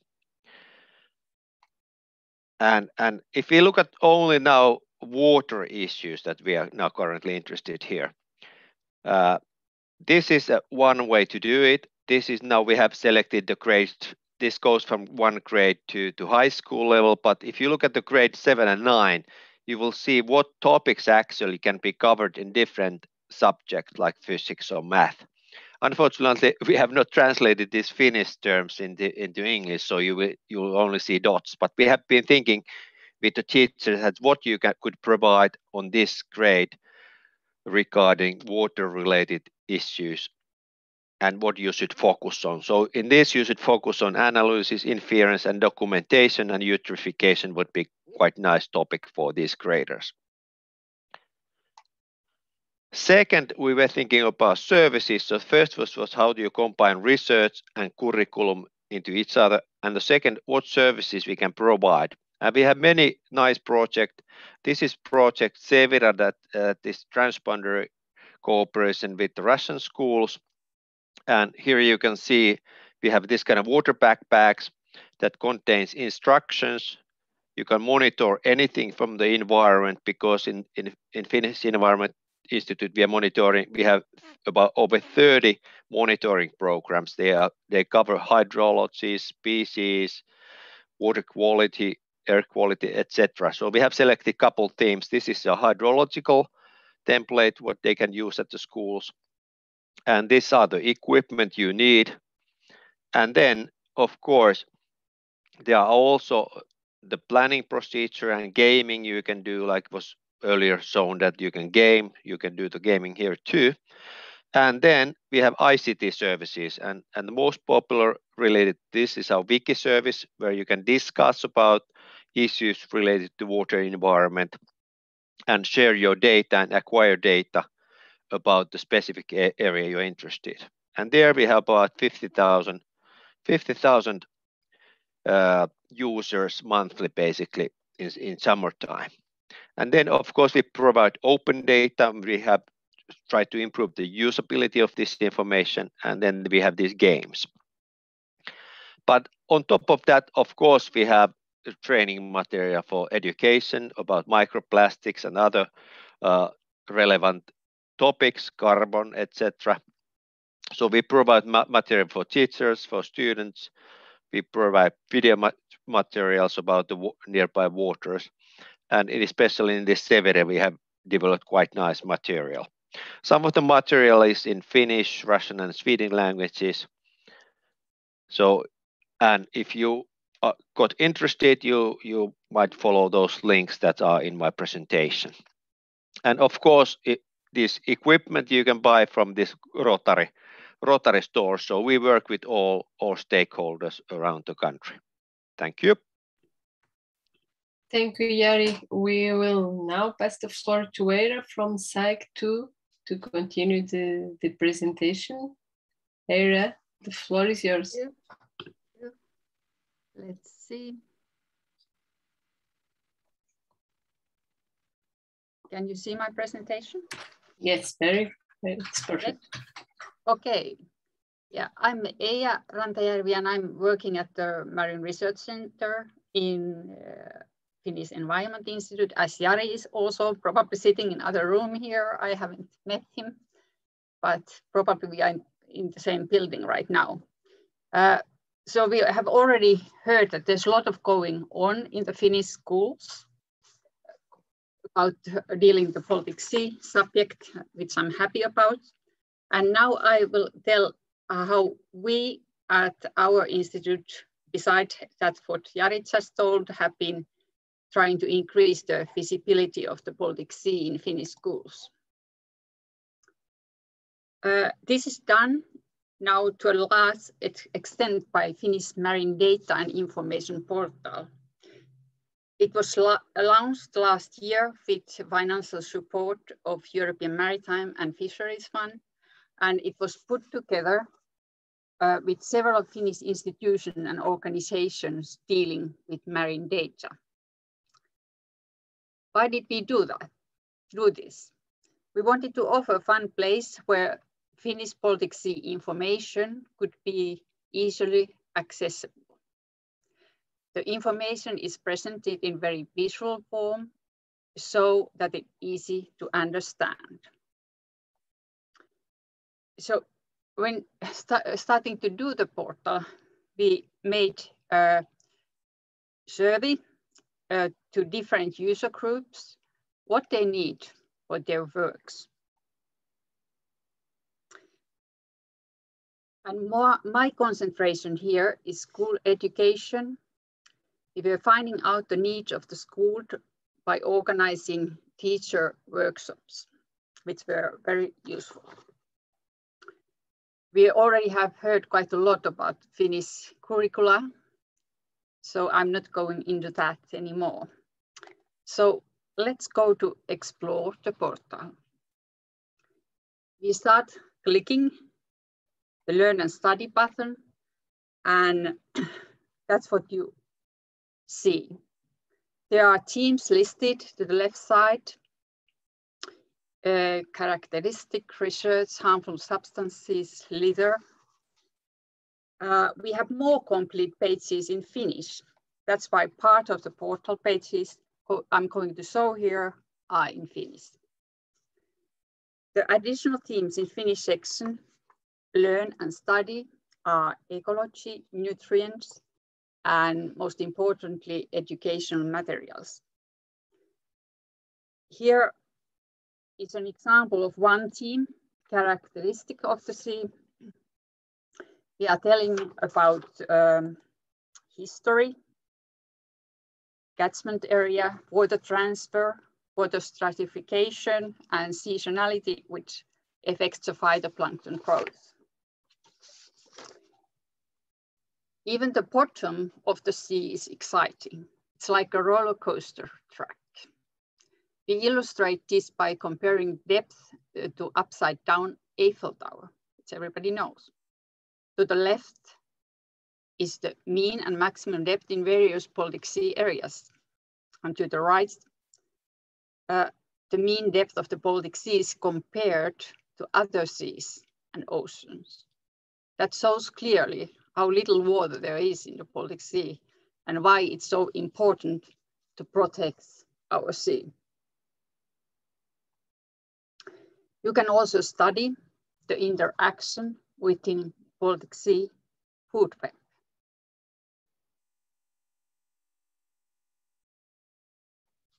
And also different kind of key species and underwater environments.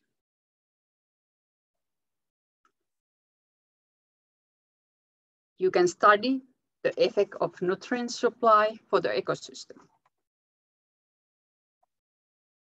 With sliding images, we illustrate the difference between eutrophicated and less impacted sea. Here is some of the educational material which you can look for by the theme and by type.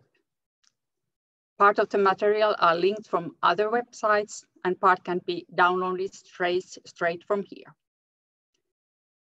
We have many kinds of material, videos, infographics, stories, etc. I saw some example of available material, which are mainly meant to be used in primary school and in secondary education. Research data set with separate pages for teacher and student is available in Excel form. And here you can also see our research vessel Aranda, where we usually organize open doors for the school classes as well, but unfortunately that hasn't been possible for a couple of years now.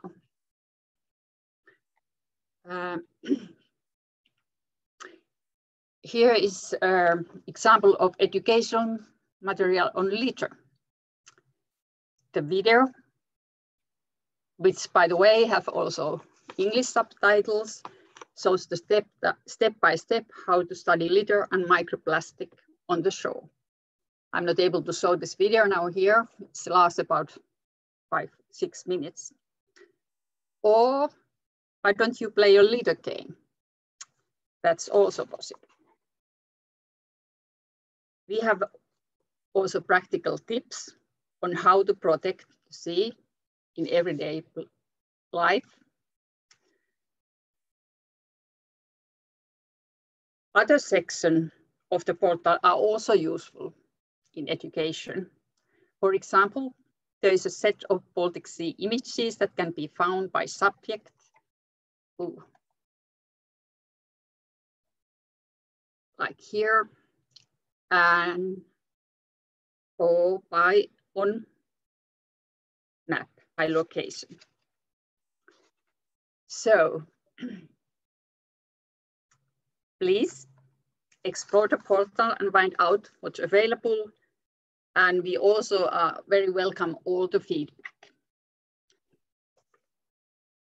Thank you for your attention. Thank you, Ara. Thank you, Ara, to show us this incredible portal and how you have here so wonderful educational materials for students and teachers. It was very good to see this portal focus on the Baltic and to know it about it. As we have till noon. The technical said me that we have till noon to this session, so we are running out of time, but we are trying to do it. And as we are in the main session, the other people will join us, so we'll try to finish our session. Now we'll have Isabella from the Today We Have that will show us the I Live by the Sea contest that has involved to a project. So Isabel, the floor is yours, please go ahead. Isabella, we are not hearing you, but we are seeing your presentation. Please unmute yourself.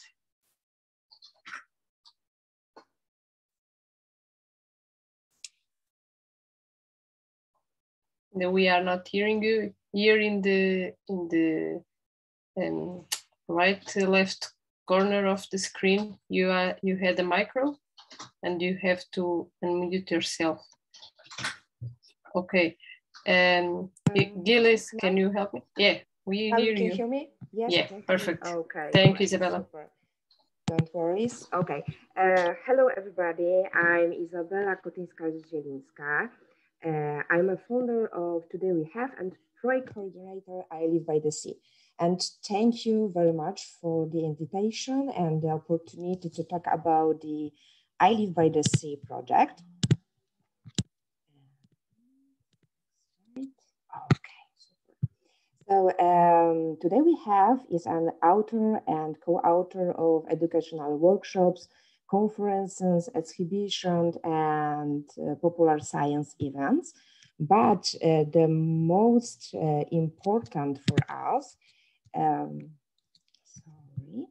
the most important for us is the I Live by the Sea project that consists of the International Photo and Film Contest, school and educational ocean action workshops, which are aimed at children, teenagers, and adults. The idea behind this project involves a worldwide contest for young learners up to the age of 21. And we expect from participants to use any type of visual arts to present a story of their sea. Therefore, we have 3 categories: photo, film, and stories. And participants may submit photo or short films along with a short text which describes the story. And with TAO, we have managed to raise the level of our contest and became a partner for the UN Decade of Ocean Science for Sustainable Development 2130. And since 2017, we have received 806 applications from 24 countries. And this success could not happen without our partners' work and the engagement of the jury and, of course, great contributions. Another project involves schools. We feel that there is a strong need for both researchers and educators to cooperate and provide modern approaches to produce science-based information and motivate people to act an environmental perspective. And the project is aimed to both children and adults, and webinars were open to the public, and all meetings were recorded. Our dream team, summer and spring school, consisted of 15 people from various scientific, educational, and environmental consciousness and artistic institutions. Now we are planning to organize an atom school in 21. And we also organize ocean action workshops, and project action is dedicated to young learners of ages 9 to 18. And we address to all those who show commitment, passion, knowledge, and in-depth understanding the subject, as well as the determination to make the world a better place for all its users and to care for our planet more responsibly than previous generation. And during the workshops, we create projects with students that are shown as part of a Junior International Support Youth Conference where the world is handling. And this year project from Morocco, Spain, Romania, and Poland won. And we believe that modern education addresses to all societal groups, regardless of age and gender, is the key to developing proper environmental attitudes.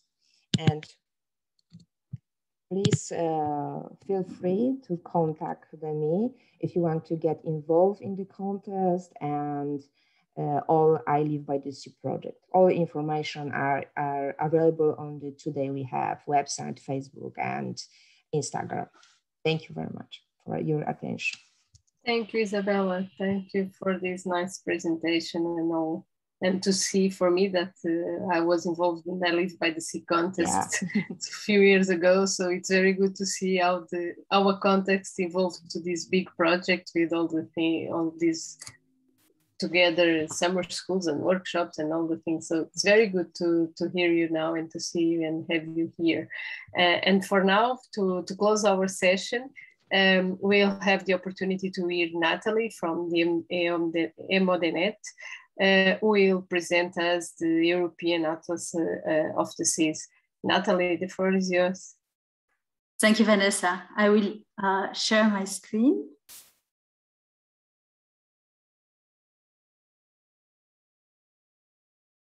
I hope you can see it.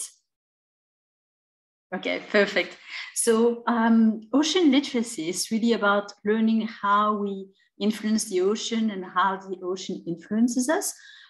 To be able to do this and to learn about ocean, seas, and coast, we need a place where we can find information. And it's really great in this session to see how many places there are to find information. And then all of these presentations were really interesting to see how many resources there are. The European Atlas of the Seas is also one of these resources.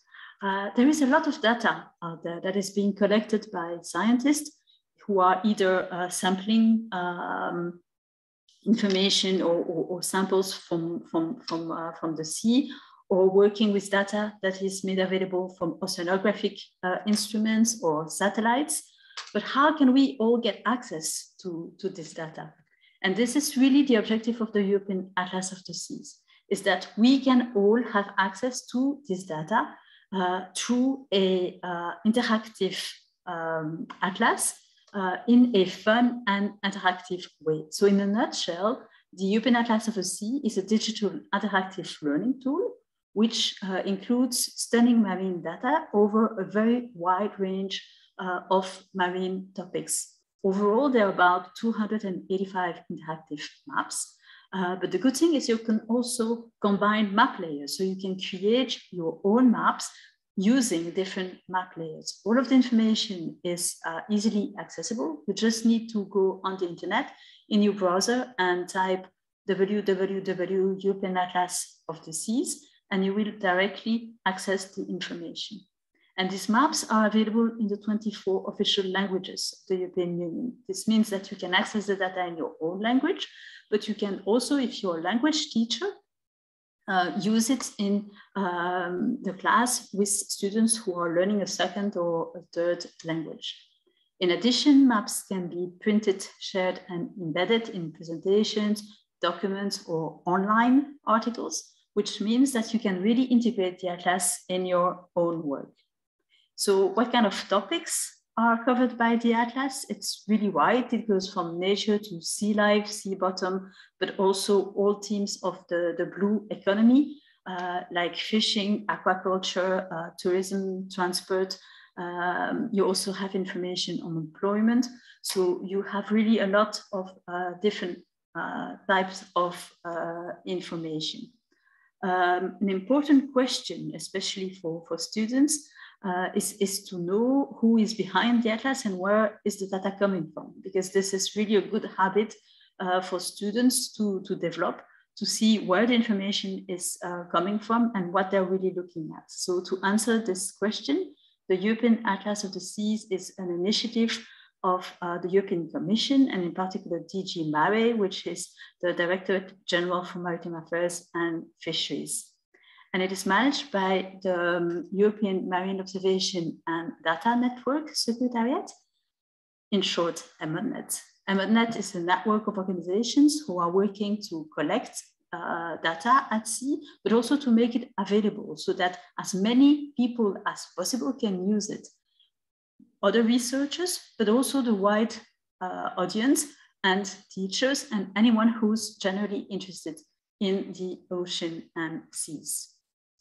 Where does the data come from? It comes from mainly this network, so the EMODNET network. It also comes from the European Commission, like DG Mare, but also other services from the European Commission, the European Environmental Agency, Eurostat, Copernicus Marine, Joint Research Center. And for each map, you can always see who the data provider is and where this data is coming from. So what does it look like and how does it work? In short, when you open the atlas, the first thing to do is to click on the menu. That's the icon here on the top left with the 3 lines. Once you do that, you have the menu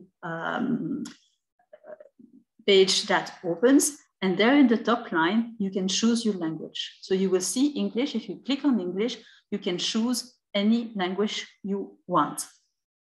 And under Atlas Overview, you can have a list of all of the maps. So if you want to know what maps are available, you can have a quick look at the atlas.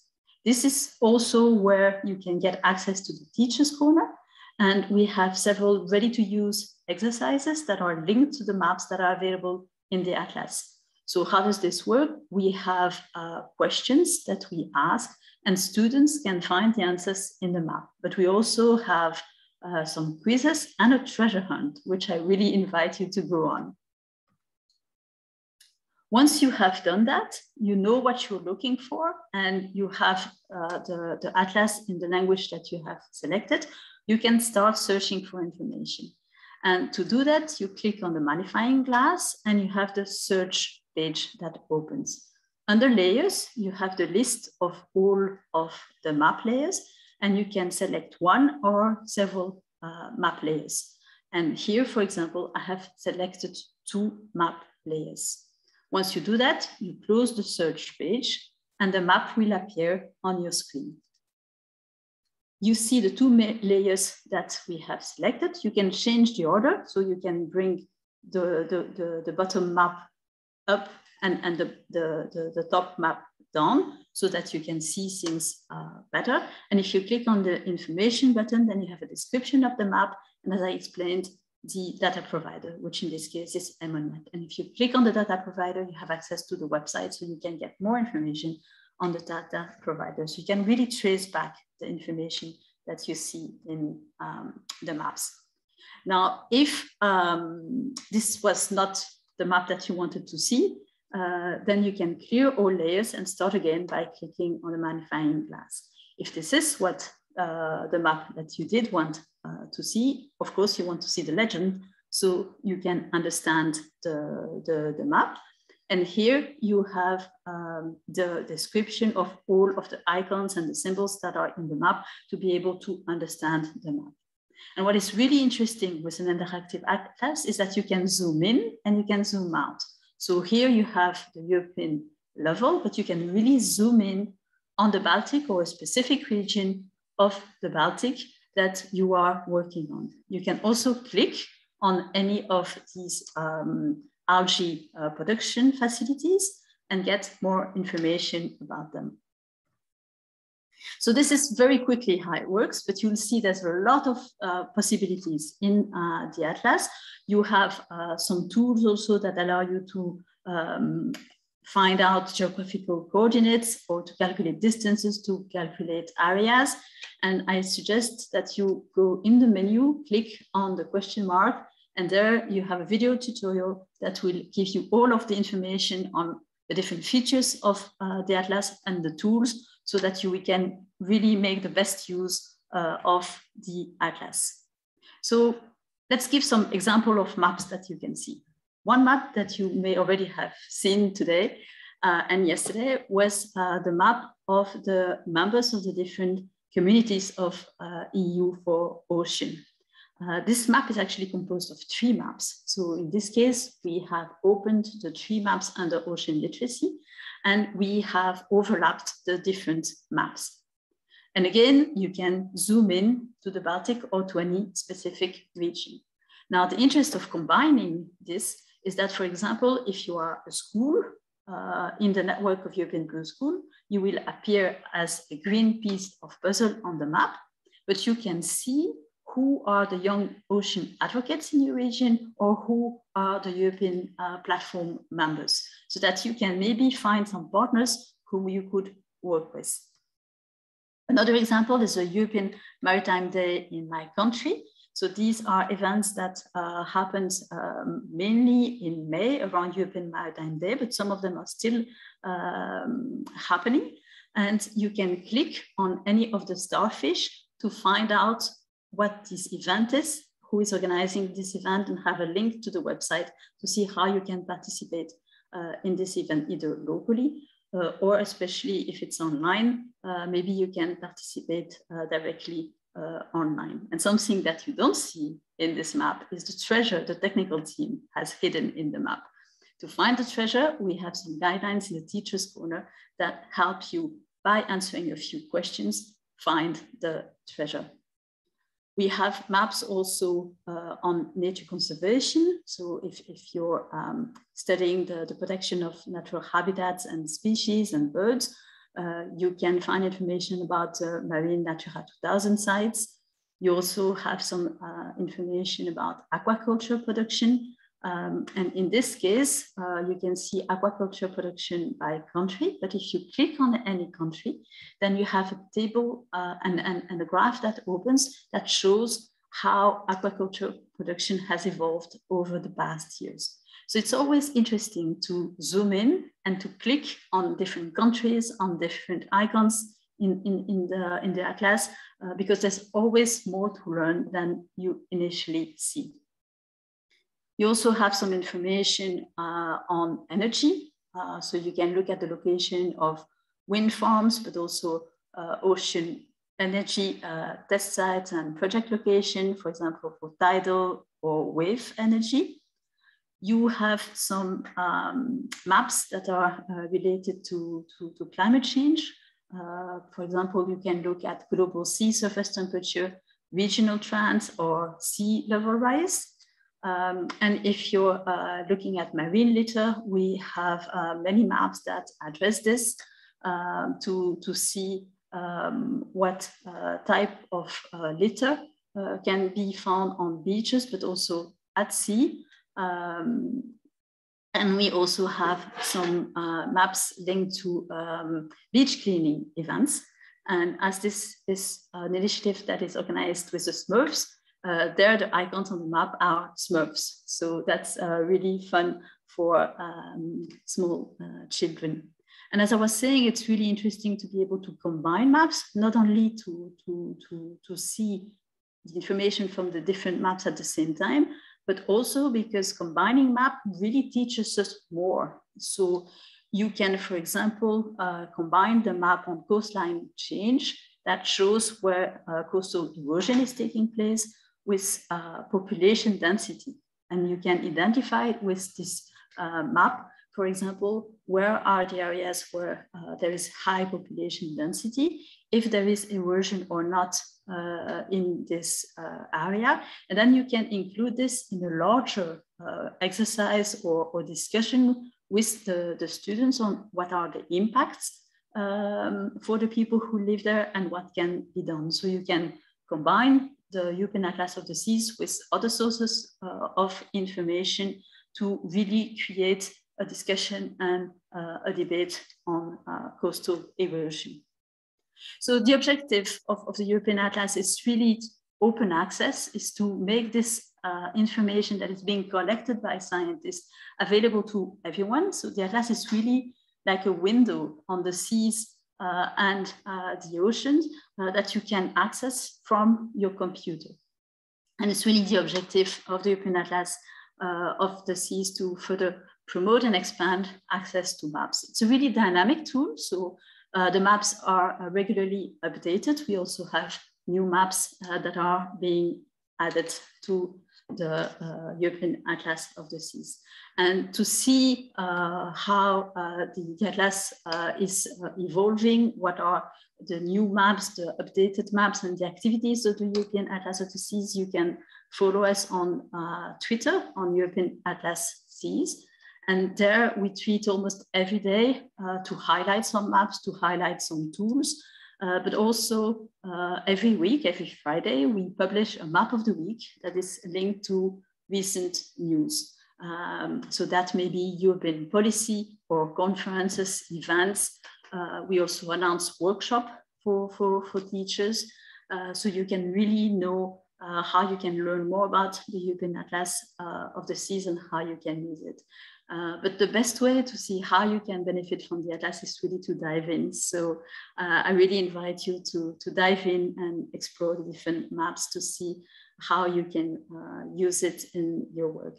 And of course, we're really interested in your feedback because we can then see how it's being used and we can really improve it to make sure that it meets your needs.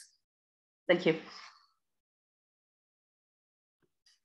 Thank you, Natalie, for your presentation on the Atlas and to show all the potential that we have here in the potential of these tools for the teachers and for the students and for their work. I think we are now having all the people of the other sessions in our sessions. They are getting here and they are entering. I don't know if we have, sorry, Lisa or Olga in the room. Yes, I see you both now. Okay, nice to have you here again.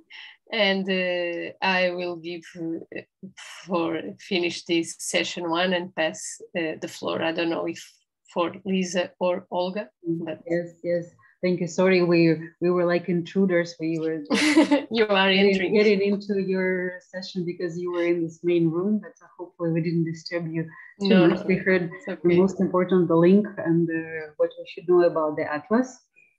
That I think we are running a bit over the time, so I'm sorry for that. And I think we just have to quickly go and wrap up the sessions. So sorry if you didn't have enough time for discussions, at least in some of the session we didn't have enough time to discuss, but that means most important, you got to know each other, you connected, and you probably got some interesting things for thoughts that you would like to continue.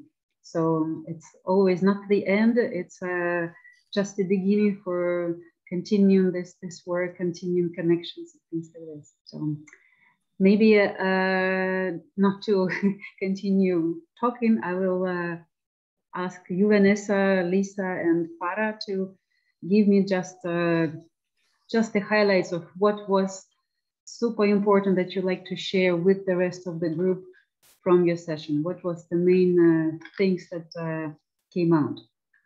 So 3-5 words, not okay. From our side, as we see, we are just finished the presentation, so we don't have time to do a discussion or to talk among us. But it was, from my side, it was very interesting to see all these projects that are running in the Baltic, to know about the Baltic Sea project, and to have the opportunity to hear the Steam Turco project, and to know about all these projects and the ones of Psych that combine research and curricula, and the portal where teachers and students had the educational resources. To hear one I can say friend of mine, that is Isabella from I Live by the Sea, which I work in the past in this context that evolved to be a project now with more workshops and summer schools. So it was very interesting, and I think for all, and to hear Anna, the student of the Baltic Sea schools, it was very, very, very interesting. So, and we have, just to share with you, that we have the Gdynia Aquarium with a quiz about the Baltic, and we have playing a little bit in the middle of the sessions and to learn about the Baltic. For me, that live in Portugal, so it was very interesting to know about. So I think we have a very fruitful session with lots of the opportunity to show and to know about lots of projects that are running in the Baltic. And from our side, for my side, that I am in charge of the Blue Schools, it was very interesting to see that there are lots of networks working with schools, or working the topic of the sea and the ocean in the schools, and that in our coalition we have to strengthen the relationship with these networks, with these schools that are working the sea and the maritime topics in the Baltic, and have them on board in our network of European Blue Schools. So it was, from my side, very interesting, and I think for all the participants of the session, it was a very dynamic session and interesting session. Wonderful, thank you. I think this is very important. You got to know each other, you got to discuss, to meet, and to continue. Yeah. What happened with the youth, Lisa? Yeah, thank you very much, Vanessa, for explaining what happened in your session. I'm a little jealous because I had also made a little Baltic quiz, but we didn't have time to do it. But what we did have time for, very fortunately, was to really have discussions with each other on the basis of the questions that we had set out in the session description. So we actually managed to give answers to the three main points. What works is to contact people directly, to join the many events and the institutions that have already youth working groups or youth advisory boards. There's a lot going on. Also, especially, for instance, the COP26, there can be youth input there. And everybody really emphasized that you feel empowered by being part of a community and by preparing yourself for the future to become an ocean professional. We also talked very honestly about challenges. It can be sometimes challenging to engage Baltic youth, to find them, or they don't have the time. It's difficult to find the right language to speak with each other. So we talked about this. Marine education is often not included in schools. I mean, I understood from the school session that many schools do, but probably most don't include marine education. And we talked about how sustainability does not mean the same thing in every sea basin. You know, you can eat a fish in the Baltic and it's sustainable, but perhaps the one in the Med is not. So things are often a little more complicated than they might seem. So we built on the discussion started yesterday by Andries from Banos, who said, you know, you should also try and go not just for the lower hanging fruit, but also for the higher, more complicated topics as well. So how to move forward? We keep connecting youth with ocean professionals. Everybody was very keen to stay in touch with each other. We should plan for the future ocean jobs. We had a presentation about the job market. Yeah, so I think the session was wonderful. Thank you. Nice, very, very good to hear. It seems like there are many connections to do to make afterwards between these two groups and the sessions. I'm glad you're getting all the information and context and that you are excited about it. Farah, maybe we can hear from you, what, even if I were in your session, but I would feel that you can say a few words about how exciting our session was. Yes, thank you, Olga. No, it was a very exciting session. We had 9 panelists, so there was a lot to get through, and our session started late. So unfortunately, we were unable to have as much of a discussion as we would have liked. However, we did sort of pause after each talk and sort of capture what the main takeaways are in terms of engaging people. So our session was really about how to get the campaign, the sort of Make EU Blue, Make Baltic Sea Blue campaign reach as many people and businesses as possible, you know, including reaching to those that we might not necessarily reach to because they might not be sort of interested in the ocean or have not sort of paused to think about the ocean. So anyway, some of the key take-home messages that come from our session were that we need to repeat our message, you know, just keep repeating it until it becomes mainstream.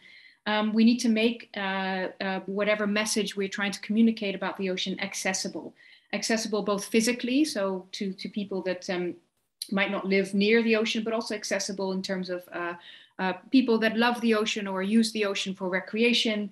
They can, through the activities that they like, get engaged in ocean literacy and awareness about the state of the ocean and how they can help. But also accessible in terms of science communication. So there was an interesting talk by marinefinland.fi where we heard about how they collected all this information and made it accessible through a one-stop shop, if you like, website of the science and the beautiful images of the Baltic Sea and the conditions of the Baltic Sea, weather, pollution, all kinds of information that you know, that you would otherwise struggle to find, but here it's presented in one overview. So that was interesting. And makes that step towards educating yourself that much easier, but also accessible intellectually. You know, we need to sort of reach people where they are at. You know, not everybody is on the same page when it comes to the ocean. So if we're talking about people that might never think about the ocean except in terms, or the Baltic Sea, I should say, except in terms of history and culture, then let's get them through history and culture. Let's engage them in the ocean through history and culture. But equally through well-being and health. Many people might not otherwise spend any time in the Baltic Sea recreating or otherwise, but they may become concerned if they see that it is impacting their health. And so to that end, we heard from a mobile app called Scan for Chem, which details, how which products that you buy might contain harmful substances or substances of concern. And these are obviously substances that also end up in our ocean. Another very important take-home message from this session was really bringing people together, connecting people. So we saw from various speakers how we're all working in silos. So whether we're working on ocean issues in the Baltic Sea, like, keeping the Baltic Sea clean, we have to talk to the farmers and the farming industry, agriculture industry as well, because they are, managing, trying to comply by the regulations that are set for them, but they might not always be aware that even though they're in compliance with those regulations, there's a whole suite of impacts to the marine environment as well. We heard that from WWF, but then we also heard from Dominique from HELCOM, so the policy expert, that this is indeed a very real problem, that we're operating in silos. Even the agencies within government operate in silos and are not necessarily aware that while they are trying to improve their sector, it has inadvertent consequences for the marine sector. So really the take home there is ensure a holistic overview or a broader view of these different agencies and issues, because they're all cross-cutting: climate change in the ocean, agriculture in the ocean. We need to be aware of that. And that means that there is a real need to increase ocean literacy at that policy level as well. And finally, and this was, sort of the essence of of our panel session, was, governments and businesses, how do we engage them in the ocean? And it is essential, because we cannot just put the burden on consumers and the public. Businesses play an essential role in shepherding that process and ensuring that legislation comes about that makes it easier for the consumer, that there is simply no choice. The choice has been made for them, if you like, in terms of disposable or single-use plastics or sustainable seafood, or we cannot just expect that people do it on their own. We need governments and businesses to play a role in that. So those were the key take-homes. Very interesting initiatives in my session. So thank you. Thank you, Farah. Thank you, all of you. I think this gives you a nice flavor of what has been discussed, what interesting, exciting things were happening in all these three sessions. Maybe from my side, if I could just get to show my last two slides, because I apologize for keeping you a bit longer, but I also feel that it's been very nice to be able to have this a few more minutes to hear and to share this last things with you. I don't know if somebody could share my last slide. If not, I will just say what I wanted to say, that finally all the moderators have summed it up. From my side is what we've learned and what is ahead of us. I think it was a great experience with sharing valuable experience and inspiration. And inspiration, as we said yesterday and today, is a driver for the behavior change. So we are sometimes in our bubble, yes, we said so, but slowly by these experiences and sharing with whom we work, how we work, what we find useful, what doesn't work, we move out of our bubble and we reach these other communities. We reach people whom we need to talk. We connect. We make this spider web of different actors who need to be in the same spider web in order for spider web to be strong and keep our messages. What was also important is that, well, this goes with the spider web, that we need to keep making our new connections. At every meeting I attend, even if it's been million and billion of these Zoom meetings in the last year, every time I still get inspired by so many things I don't know. And I think you share the same, that you have the same experience But every time you still meet amazing people, amazing projects, amazing opportunities, amazing ideas. And this is what makes our community very special. We support each other and you feel connected. So I understand that even if we have these 3 parallel groups, we see that we're still very much interconnected. We need youth, professionals, schools to work together, to be connected, to continue discussing. And when all of us together, we are making and keeping the Baltic Sea and all the other European seas blue. And if I go to my next slide, I think it's my very final one. Just to say that the work of coalition will continue. This event, making the Baltic Sea blue, is, as I said yesterday, is the beginning. It's a lot of things to continue. And just to give you a bit of information, the work of coalition continues. We will have other sea basin events in Mediterranean in the month, in the Black Sea in November, and in the Arctic. So please keep connected, follow our updates.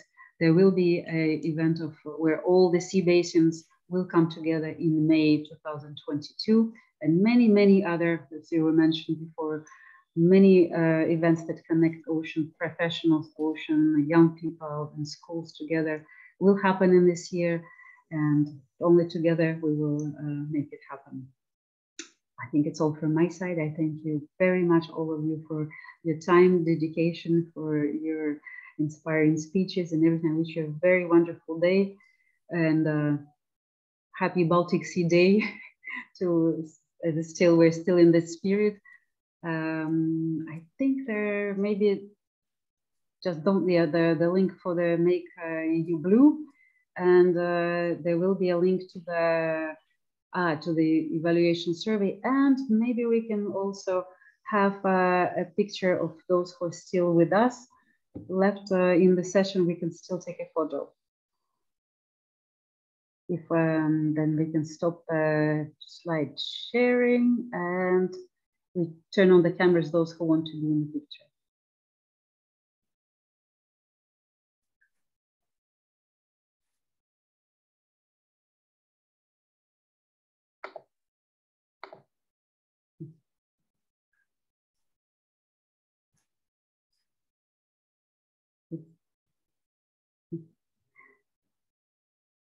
It's so nice to see everybody.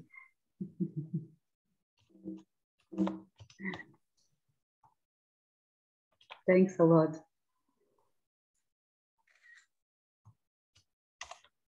The most important thing, we're all connected now and we continue. Thank you. Thank you, bye. Bye, everyone. Thank you. Bye. Bye. Thank you. Bye. Bye. Bye-bye.